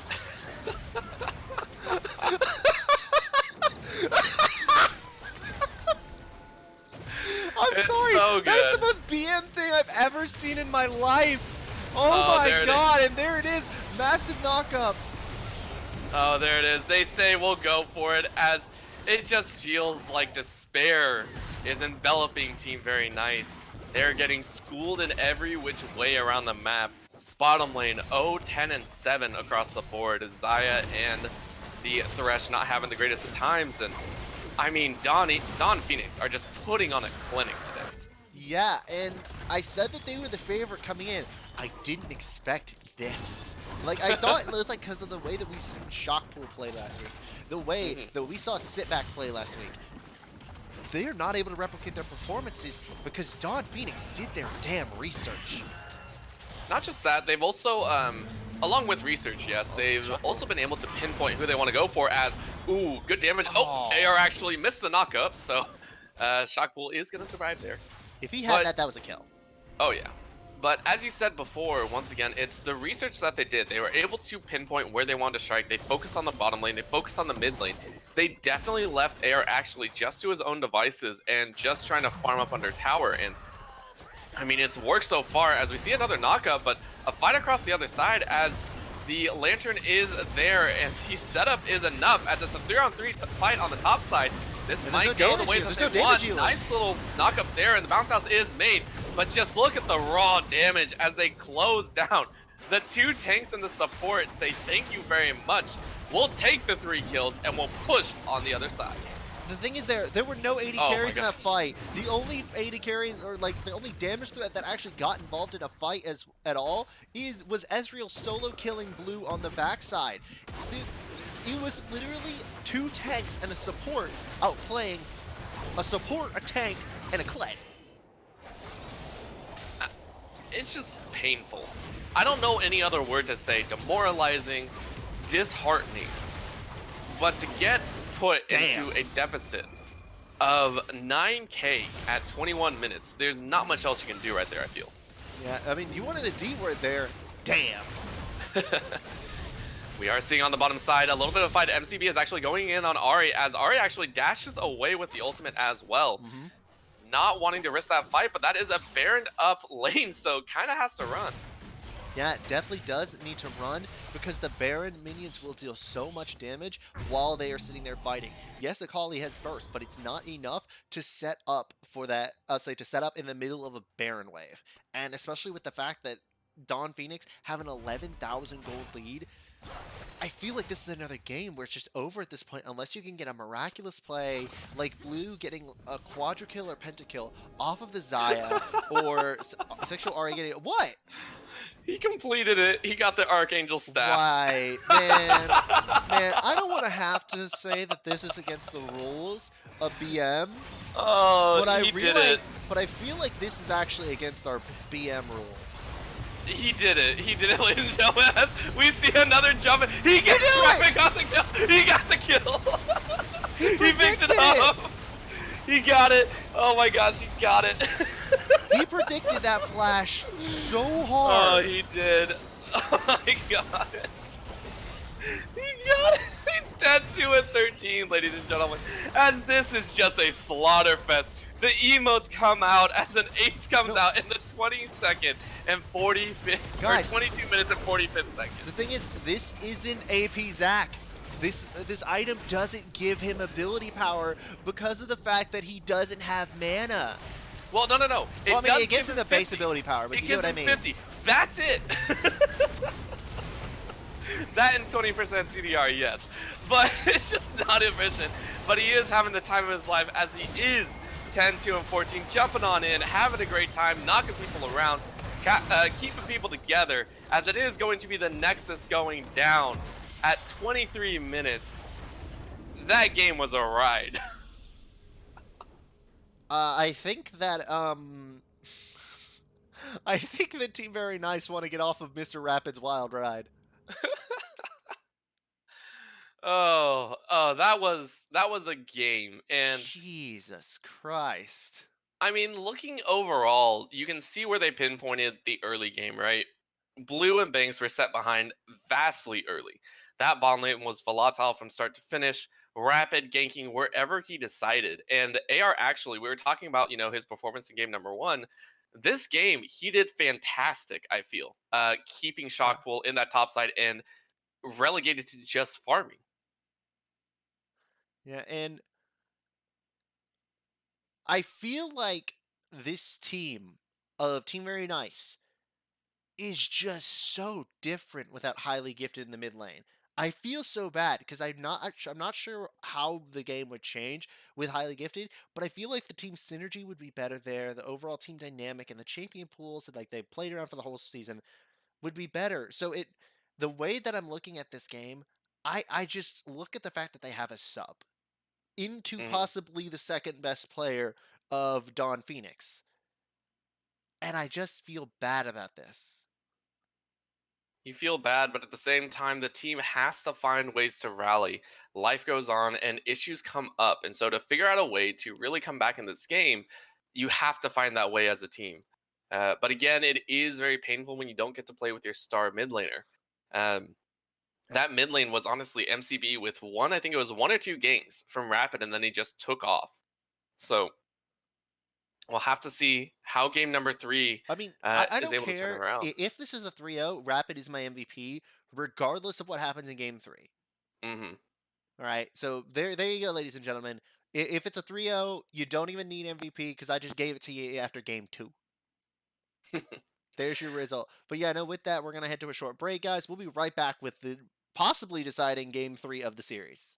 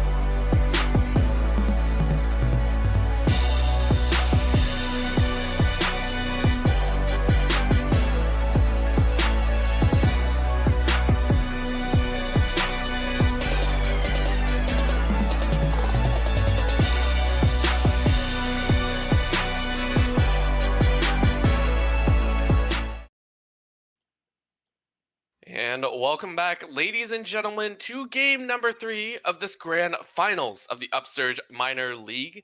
I'm excited to bring you the third game between Team Very Nice and Dawn Phoenix, which we do have an update. We do actually have the regular mid laner for Team Very Nice coming in at game number 3, last minute. Highly Gifted will be back in the mid lane. Yes, he will, and this could be very big for the side of Team Very Nice. They now have that synergy back. We literally just talked about it. I swear to God, I did not know back. I'm just awesome at predicting tonight. Um, and now you have the synergy back. You have the team that you've been playing the entire split with, and the question is, will you be able to reverse sweep it? Because that's all, your only option here, or else you lose. Now, on the side of Dawn, Dawn has never won an Upsurge title. They are one of our oldest orgs, one of our most storied orgs, a bunch of second and third places, but they have never won. And tonight we will see if their last act in the Upsurge leagues as an organization is winning the Upsurge Minor League D1 title. We'll have to see if that is the case. I'm excited, and part of me is hoping that Dawn finally wins the big one. Yes, it is. But also, reverse sweeps are also awesome to watch. And with Highly Gifted in that mid lane, we'll have to see if Team Very Nice are able to give a grand show as a way to end out this series. But looking at it again, it is an uphill climb. Game 1 ended at about 27, 28 minutes. Game number 2 saw an even faster finish than game number 1, with Zach and the Lucian as well cleaning up early. So I'm very interested to see if they can pull it out and force it into a very interesting series. But again, we do have Dawn Phoenix on the blue side, and we'll have to see if the Aphelios and Diana are banned out again or if it's going to be taken. Yeah, right now we are just waiting on the teams to get into the draft, and Yeah, it's also interesting. I want to see if the side of Dawn Phoenix are actually going to put more pressure on the mid lane now. Originally, they were Rapid was bouncing between the top lane and the bottom lane, and that's why we saw such disparities between the top and bottom lanes so far. Mid lane was honestly left to its own devices, with MCB being all right in that lane, and going even except for the 1 or 2 easy kills that he picked up and then snowballed from there, such as in game number 2. This time, though, with Highly Gifted in that mid lane, I'm very interested to see if they're going to put more focus. If Rapid's going to be in that mid lane a lot more, and why sorry about and if they are going to make some changes moving through here. We do have some people moving in and out of the lobby, so just give us a few moments to figure out what we're doing. But again, do you think we are going to see? Oh, Oh, it looks like we actually do have a little swap due to some technical issues. It does seem Highly Gifted will be stepping out, and Ari will be stepping back in. So they are going to play with the full roster, give it the old college try, if you will, to finish off the series here. I feel it is slightly appropriate if you play with someone for 2 games of the series, kind of finish it out at the end, right? yeah.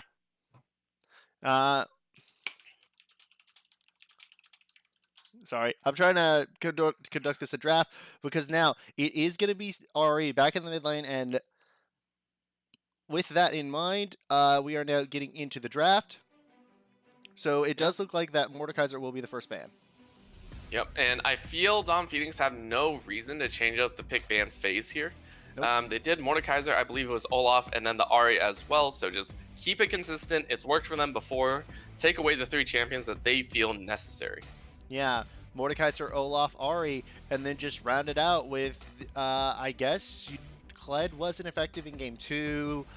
Game 3, I'm sorry, game 1 didn't show the Rek'Sai's being effective. Whereas Team Very Nice, I just expect Zach, Aphelios, Diana. Yeah, and I mean, we have the Diana there, and there it is, the last ban as well. That Aphelios coming out and immediate pick up the Leona here. With that Leona unbanned, it is just going to be insta-locked in. I expect a Thresh response here from the side of Team Very Nice because that is what they have defaulted to every single time. There is a Flay tag for Banks. It was a pick that he was so very powerful on last week. It has not been as good tonight, but it's not as much his fault as it has been sort of a byproduct of the situation that Team Very Nice have found themselves in. Yeah, once again, Team Very Nice opt for the Kaisa pickup with the power picks off the table. Thresh is available once again, but Akali locked in. So Ari deciding to go back to this Akali pick. It didn't work out so well last time. MCB still has the option of the Yasuo pickup once again, but still a very interesting pickup, I feel, to go back to the Akali that barely had a whole lot of success in game number 2. Yeah, it had some success and it did end up getting a lot of kills, but it also ended up dying in a whole lot. And in return, we are going to see this Rek'Sai be locked in for the side of Dawn Phoenix, meaning they now have the champion that they themselves banned in Game 2 and had taken away from them in Game 1. But actually, no, it wasn't taken away because they first picked the Diana. Never mind that. Yeah, it was actually banned away later, yes, but still, taking away, they banned it in the second ban rotation in game number 2, which meant that they did have to leave open the Kled. And I think this time they're going to try and default back to the Darius Kled ban in the second ban phase. Cassiopeia picked up here, obviously not as super strong as before. With the Conqueror nerf to ranged champion, she is not getting the full 15%. I believe it is only 7.5 now on the Conqueror stacks as she does wish to rush it. And the Echo pickup here. Interesting. Echo here, I think this could very well be a jungle Echo. It could also very well be a top lane Echo. So, while I do think that this is not a bad pick, I'm not a fan of Echo jungle myself. I think that it's a little bit gimmicky and a little bit too reliant on the snowball, and it has such a fall off because of the playstyle of Echo without, the laning gold or laning stats to really make up for it. Yeah, Echo being picked up here is going to round out the first set of the pick ban phase. We do have a blank screen, unfortunately. That is a Xayah ban coming out for Team Very Nice, so trying to take away more of the ADCs. Dawn Phoenix do have their option. They do ban away the Nautilus, so it's starting to focus, I think, on this bottom side. Surprisingly, though, it does stray away from the Darius Kled that we had seen before, so does this mean Dawn Phoenix just say, all right, we don't even care about top lane anymore, we're just going to leave it open? You ban Darius. You do not leave this open, and you ban Darius, unless you have some sort of, god tier counter pick for Darius that is next level. Nobody has big brained this. Mate, you gotta ban the Darius here. Shockful's Darius is too notorious. It's too powerful to be left unchecked. It got a one game last week, and it absolutely dumpstered in that game. If this isn't a Darius, it will be an insta. It's gonna be like an insta lock Darius here, but for Shockful, I have to think it. That is a big disrespectful pick ban phase move right here, I feel. TVN know that they can hold out now because there is no bans, but they also have to be worried that this is a bait. Dawn Phoenix might have prepared something specifically for this matchup, possibly a Cassiopeia top, if AR actually is willing to play that. But again, he has had a little bit lackluster showing in the top side, so putting him on a primary carry again might not be the option that they want to run for. This is the smart move by Team Very Nice. Instead of showing their hand and over aggressing and insta-locking the Darius for a chance of being countered by it, they're instead going to save it. That way, if it does end up being a Darius counter pick, they can just counter pick that. But in return, we are going to see that is a Caitlyn Leona, very powerful early game lane because of the lockdown that Caitlyn does, that Leona provides. That can then set up a Caitlyn Yordle snap trap. There is plenty of time for the rest of this matchup here. I would like to see who Dawn Phoenix are putting in the top lane. I feel like having a flex pick here won't really help them. Unless it's this one. If that's on hit Nico, I'm going to be so sad. So the thing about this is, as Huni would say, both of these champions can be played top lane. All right, you have potential for on hit Nico, AP Nico, for either of ARA or MCB here. You could pick either one, but instead it will be that Darius last pick. And I feel like the Kled was fine. If you didn't ban the Kled, they would probably just pick the Kled again, and then you could set up with the Ornn, and then you're fine. But now you're into that Darius, and that is so dangerous for Shockpool. So I don't think this was the wise draft from the side of Dawn Esports. I feel like giving up that Darius is just too dangerous. It might be, but again, the range that Dawn Phoenix do have is pretty extreme here. We've seen Nico on hit work in the past. Now, she has been nerfed ever since that was a huge thing. So to see it in the top side again, if they do decide to play it top, will be very interesting. Again, with double APs on the team, you are free to swap it as you see fit. Cassiopeia as well does have the miasma, does have the way to slow down a Darius, make sure Darius can't automatically hop onto her. But just the matchups seem like Dawn Phoenix pushed for a very disadvantageous situation.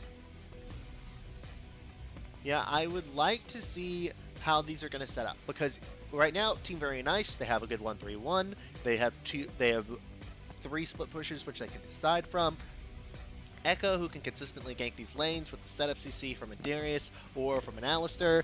You have, on the side of Dawn Phoenix, a much better AoE team fighting composition.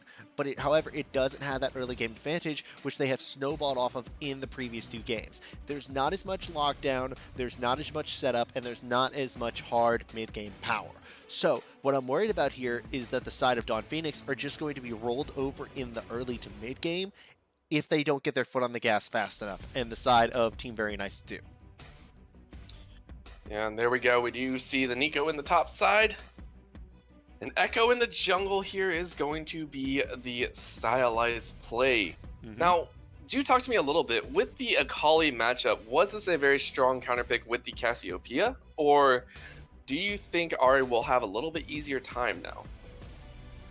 I think that Cassiopeia into Ahri is also still a decently difficult matchup for Akali, because of the fact that she does have that AoE miasma, which can lock down an entire section of the Shroud, allowing the Cassiopeia to run away. We'll have to see if that will make it work. And honestly, like we said, we saw Ahri in the game number 1 get shut down. I think it was 1-6 as a Yasuo. Second game, you know, it was about 5-7, got a couple kills on the board. Next step up is just to be able to run away with it. So, I mean, if there's any time to step up and have an amazing game, this is the point. This is the best time to really show up and prove that you can carry a game. Yeah, it definitely is, and you really have to pay, I would say, play close attention to how the lanes are developing, where you need to rotate around the map here. I think this game will absolutely hinge on Rapid versus Sitback. I think that if Rapid can provide enough pressure to the top side and shut down Shockpool, then it can go in the favor of Dawn Phoenix. But otherwise, you might be in a little bit of trouble. Yep.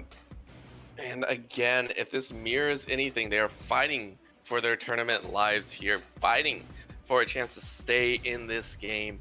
Team Very Nice, they got to pull out all the stops, have an upbeat tempo to their play, and, you know, possibly turn on it, because we'll have to see if Rapid is as practiced on this Rex side, because it definitely feels like that was just a takeaway from Sitback. You know, just, we don't want you to have it, we'll just take it, you know, we'll do fine with it. So I'm interested to see if they can pull that off. But again, which lane do you think is going to be given the most priority now for both sides? Yep. Sorry, I'm looking at this and I'm just trying to like formulate out situations in my head. I really do think that the all-the-way in 5v5 team fights will heavily go into the favor of Dawn Phoenix, but the side of Team Very Nice do have the better skirmishing. So I'm really excited to see how this matchup will develop as far. So why don't we go ahead and do an ad read and then we'll set it into a break.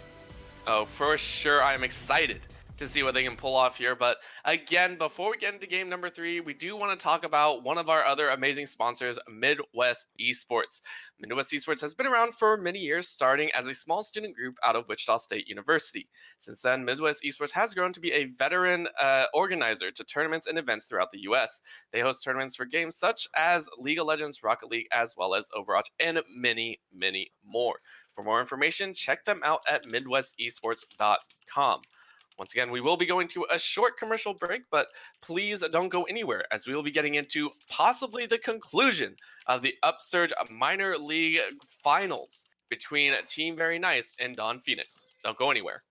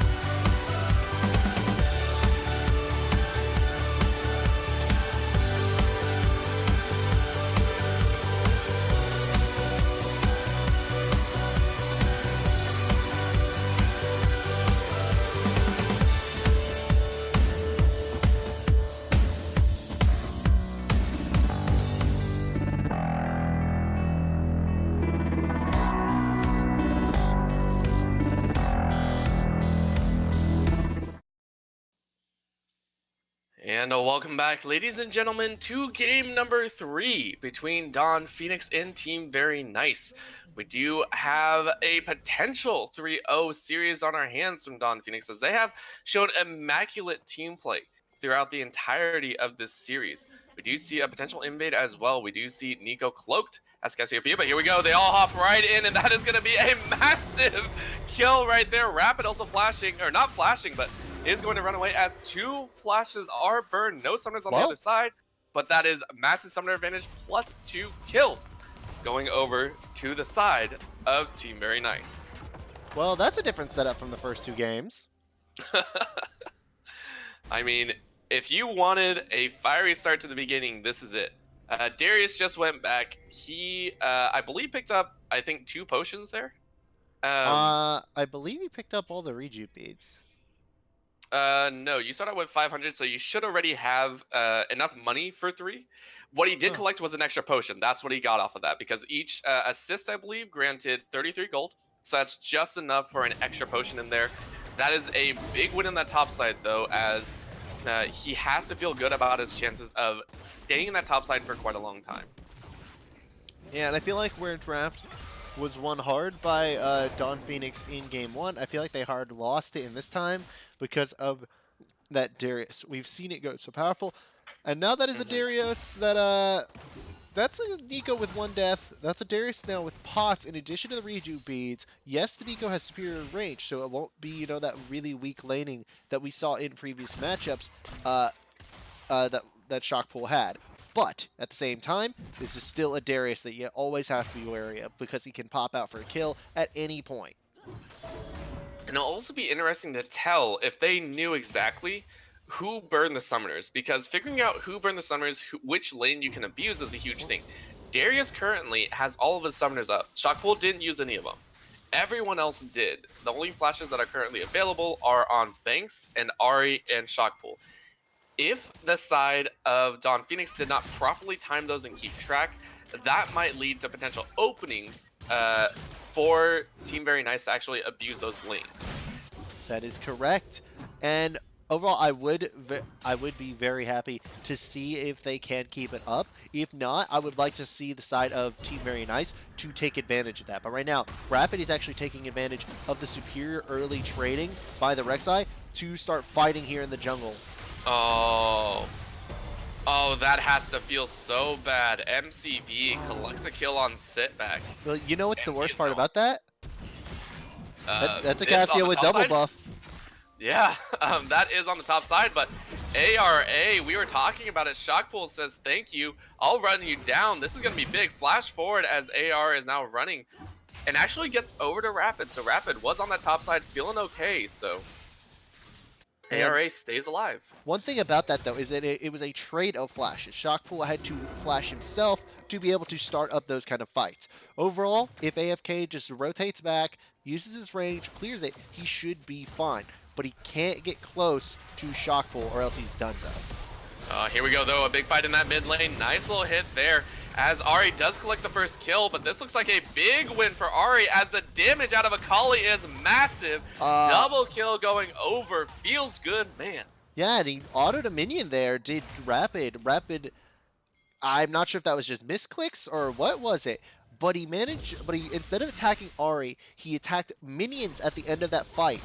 And I feel like that was just like, you know, small mechanical mistakes. Overall, I would like to see them, you know, not try that again because of the fact that that is now a 2-kill Akali. You have to be wary of how powerful that Akali can be, especially with how many squishy members you have on your team.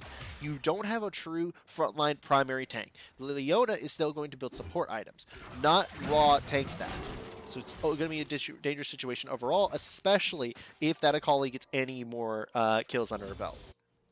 Oh, yeah. We were talking about it before, you know. First game, kind of got shut down. Second game, got some kills. This time, 2-0-2, we'll have to see if they can make it work. We see a little setup down here. Echo sitting off on the wings, sit back, wanting to go, and there we go. The Knights to hop in is there, but the W goes down a little bit further away as they are jumping on the ADC. Ezreal has to flush away, but a kill in the backline does go over as Applause picks that one up. Now they have to run away. This is the potential for another kill here as Banks stops the auto, and there we go. Xenoblade all the way in and the stun. Ezreal does heal up, and Banks also possibly going extremely low. Now in the mid lane, we do see another jump as Ari says we might get this kill. One more is going to do it. Does get the slash, but that's going to be Tower. the tower in a 1-for-1 scenario. So actually, that kill benefits MCB more than it does Ari because of the fact that it's a shutdown kill. Therefore, it is worth more intrinsic gold than it is the first one. So overall, you actually want to be the person who died first if your opponent gets killed by a tower. Oh, yes. We now see on that top side a nice little pull in as Shockbull gets knocked up. Doesn't have any summoners, and that's going to be the kill as Rapid collects that one, and the setups on Dawn Phoenix are working for them. Yes, they are. Now, the only thing that isn't working for them is that they aren't really applying as much pressure as they were before. They're kind of being matched in this early end, but they still have the CS leads in the majority of roles. They still have enough pressure to sort of exert their will at the moment. The question is, how long will they be able to? There's a hard mid-game spike for the side of Team Very Nice, and this is still a Feta Kali and an Echo with a kill. Yeah, and I mean, you also have to think, even in this melee versus ranged matchup, Shockbull has done a very good job in keeping up with the CS differentials. 36 CS to 38, able to maintain that. If he can continue keeping that hold on the CS, he should be able to scale somewhat nicely into that late game. Well, part of what he's been doing is he's been sitting on the near side of the wave, making sure that actually AFK has to walk up close. So by sitting in between the melee and the ranged minion line, he's trying to zone off as much CS as he can, while also threatening actually AFK with an engage if he tries to set up to get within range to attack. Because while Nico is ranged, yes, but she's not ranged enough to fire from beyond the mage wave all the way to the melee wave. Yeah, and that's one way to kind of shut down and make sure that the on-hit Nico is not going to do too much. It doesn't look like it's actually on-hit Nico. It looks like it is going to go AP, Glacial Augment, but in my opinion, that's actually the smarter way to do it because of the fact that you need to set up for the big AoE team fights. You don't need that consistent DPS, particularly when your other two carries are both more consistent, constant AoE, DPS. So it's really a much better idea to go for this AP, especially into the Darius. Oh my lord, this might actually be a kill as it is! Shockpool says sit down on the top lane. ARA taken out of the fight. And as I said, he's positioning to say super aggressively in between the melee wave and the mage wave. The fact of the matter is that as soon as AFK stood up to start to farm away them, as I see if he could get a little bit more farm in those situations, he got put down. It also goes to mention that I don't know if ARA actually took into account itemization. With that phage in the back pocket, you have to realize you will get run down if you do not have boots. That extra move speed that you get from the phage just means your demise. Good root there and a little bit of extra damage as Shockbull now has to run, but he has both of his summoners up, so he's not too worried about that. Here we go though. Where actually AFK is. Yeah, he's actually taking a lot of damage, so this might be a death if he doesn't walk that out. Oh, so that was huge. Has to walk away. Stun does not land either. That could have been a kill in return. Yeah, it could have been a kill in return, but it all will. This matchup here will all weigh on the apprehend of Shockpool. If he lands it, he can get a kill with relative ease. If he doesn't, then he is the one who is in massive trouble. Right now, they're fighting over a dragon that's already gone. Yeah. First dragon going down, that is a mountain dragon for the side of Dawn Esports. We will try and keep track of that for you due to the fact that the client does not currently set it up. So here we go, ARA running away now, does miss the root. Meanwhile in the mid lane, we do see Ari going in a little bit, but does miss the shuriken, I believe, so might have to ult out. There is the ult, and there is the ultimate as well in return. 2 ultimates down as Ari is going to be taken down in a 2v1 situation. Yeah, and most people may take a look at that Petrifying Gaze and think, that was a terrible Petrifying Gaze. No, it wasn't, but this is a terrible situation for actually AFK, unless he lands that Pot Blossom, as now he actually gets the kill.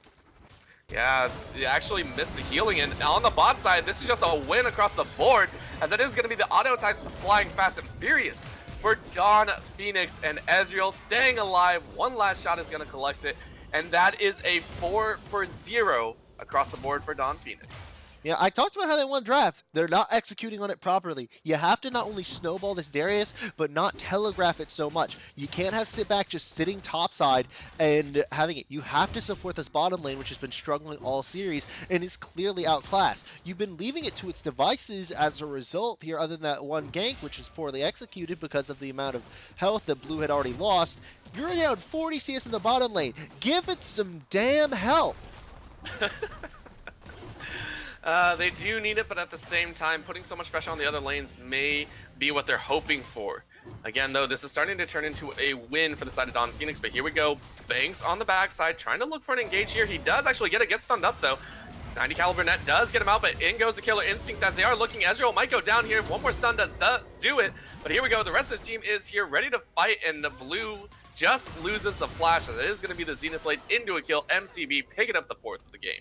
Yeah, and the fact that MCB got it is pretty big here, especially given the fact that now he's going to have solo push on this wave alongside Applause, but he's going to be the one that's going to deal all the damage to it. Applause is probably going to back off and give the plate gold to it. No, actually, he's going to start to try and help just take down the plate in the first place, rather than just give over the solo gold.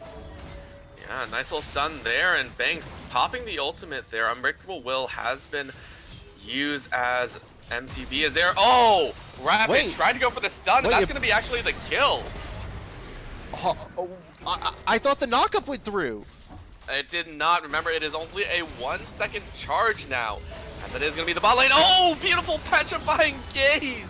It's Blue just goes down in a heap, as it is going to be 2 quick kills already at 6, and Ezreal getting jumped on in the mid lane is able to collect 1 for 1, and that is going to be first tower, I believe, going down in this bottom side in a flurry of blows from both teams. Yeah, this is just a chaotic situation here, but it is Dawn Esports still getting out on top. The fact of the matter is that their biggest advantage for the side of Team Very Nice is Shock Pull, and he's being negated. That terrifying Darius has been negated here. There's no way for him to really get in. Even if he does use the Ghost or anything, he can't really fight it. And there, he's already chasing clones. That is the story of this game for Team Very Nice. That very much is, but do remember that this time around at 12 minutes and 30 seconds, we do actually see Ahri with 5 kills in a somewhat respectable scoreline. There is potential for Ahri to be able to make some roams and make some plays if given the opportunity here, I feel. But at the same time, I see that, yeah, the Akali's got that, but she's also down 30 CS to Cassiopeia. Oh, but there we go. Nice little headbutt is knocked out by Applause. Knockup goes in. Ult might go out. There's the stun. There's the root. Everything in the kitchen sink is thrown as Applause picks that one up. And now that is a double kill for the bottom lane. In goes Applause once again with the Zenith Blade. This time, though, Shockpool says, hello, I just got jumped. That's all he can say. It's like, I've got you now. And then actually AFK pulled out the Uno card, in which it was like a Yu-Gi-Oh card, and it summoned out MCB and Rapid. No you. There we go. In that mid lane, though, sit back trying his best. Summon does Snake. Get the shutdown, and there is the ace in the hole, collecting that kill in return as the top lane goes down. Absolutely. As now, right now, I am seeing the Dawn Phoenix perform up to what they could have been doing all season. Again, they were in a very tough group, and it took a while for them to be able to get a hold of their team and get rolling. They now are rolling in all cylinders, and they look like they're just going to be able to sweep this series. I mean, I would agree. 17 and 10, about 6K up, as we do see Blue also getting caught out under the tower. Again. And just, that feels bad. 1-5 so far, not having the greatest game. And he does have a ward in pocket. That's part of the problem. And I would also like to talk about the ward placements here. One position where you could be placing the ward instead is closer right in front of the dragon pit. That way you don't really get hopped on here as in the bottom lane, but now in the fight in the mid. Oh, very nice pickup there from Ahri, actually getting out of a possible 4-man collapse there. But Banks might pay for it as he is getting locked up and rooted. Unbreakable Will is not going to be able to do anything as Ahri gets over the wall and is able to walk away. No tower to save him. Yeah, no tower to save him, but look at where Shockpool is. I think they're just going to turn and start to collapse onto him, and this is a 2v2 that I think the side of Dawn Phoenix will win just because of the sheer damage that can come out from both Ezreal and from MCB. Oh, that was a great trap and an even better petrifying gaze as Shockpool tries to flash away, gets stunned as well by the Leona. No one really wants to try and engage this. That's actually a smart plan. Play around the alcove, melee against the 2 range, and they just can't make it happen. 21 kills total at 15 minutes into the game. Yeah, and the thing is, there haven't even been 2 Drakes taken. This is literally the second Drake still up. Oh, ouch. Wow. Oh, there we go. Nice trade back at least. Does get the ult off, sit back, trying his best to roam it around. Oh, great come in on the other side as well. And he does get it. They get it at 2-4. Wait for it. Here comes the snake. Oh, here we go. Cassiopeia roaming around. MCB saying, I got this. Don't worry, guys. But yeah, this is still second Drake. They have been so focused on fighting each other, you know, getting 35 kills in 15 minutes. Almost averaging, I would say averaging about 2 point, so I want to say it's like 2.5 kills a minute, something like that. A little Quick bit, maths. yeah. Pretty close, pretty close. That they have just said, screw the Drakes. We don't need Drakes. I also feel they were not the primary objective dragons as well. It was a mountain drake for the first one, and then now it's an ocean as well. It's just like, it doesn't seem to be a high priority for them, so I feel like this is the right move to do. Just start focusing on other lane. Oh my gosh. That is an 8-2 Cassiopeia, ladies and gentlemen. That is terrifying. Yeah, and I will say one of the most impressive things about oh, never mind, hold up. Yeah, here we go. Oh, nice turnaround. Sit back, able to dodge out the petrifying gaze, which means this chase is going to go on for quite some time. Miasma goes down, but look at the raw damage coming out. Conqueror doing quite a bit of work as Blue Did he just goes win a down to that 1v3? top side. Oh my gosh, I think he might as MCB is still alive. Sit back, now going to get hit with Ace in the hole, is now going to get run down by the rest of the team. In goes the Void Rush as he gets right in front. Rapid says, you aren't going to kill my team. MCB says, thank you very much. I'll collect that. That was so clean! No, but Ari comes in and is able to clean it up, able to gain a little bit of respect now for his team, but he's going to go down as well. That is going to be a total of 4 for 1 after MCB leads them on a merry chase. So many things happen in those very few quick moments. Starting with that, 3v1. All right, 3v1, and he survived. What the hell? Not only that, guys, but in addition to that, there was a beautiful play there by Rapid. For those of you that don't know, when you dash onto Rek'Sai, you go to the other side of the person who you dash to. And not just that, what happens is the Echo Time Winder stops when it hits a champion. So by diving at that exact moment, he saved MCB for that time to be able to pick up the kill onto Sitback by body blocking the Time Winder and making sure it didn't go any further than just him. Yeah, and that was just a beautiful play coming out of MCB, being amazing in leading him around by the nose. We do have what looks like a 5-man stack on the bottom side. I'm not sure what they want to try and do here, but it looks like Dawn Phoenix are having none of it, as we do see 2 people branching off to go to Rift Herald right now. Yeah, and over this whole series, I feel bad for Blues because of how rough of a go he's had it. Like, he's been focused, shut down, all that, and now, oh my, Rapid? I think it's a surrender. This seems like a very big troll moment here, as Rapid is actually getting jumped on now. Oh, I'm not sure as to what's going on here. Chat, does anybody have any idea what the, pardon my language here, what the shit did I just see? I think there might be some comms going on between the 2 teams, because that was something very inherently different of Rapid to do, as we do see the Rift Herald being dropped in that mid lane. It looks like that's going to be a full push. It's a base race. Mid lane. Yeah, this is very much a base race, as ARA just says, not even close, thank you very much, I'll collect that kill. Base is getting dropped here. Rift Herald lands on the 1, and there it is, a nice stun goes down. Ari getting Ace up in the hole. That's going to be a little bit of an issue, as the inhibitor goes down as well. And it looks like Team Very Nice have just conceded their entire base. I think they've just given up at this point without FFing. Yeah, it definitely feels like it. If you see a flash forward as one more Twin Dude, Fang might do it. it almost looked like everybody on Team Very Nice disconnected at the same time while Rapid was running through them, but he didn't want to see it. I think it was like a, if I don't attack them, they're like sharks. They won't see me. Something like that, but there it is. It is going to be an ultimate coming out of the Echo as Team Dawn Phoenix say thank you. We will take the base.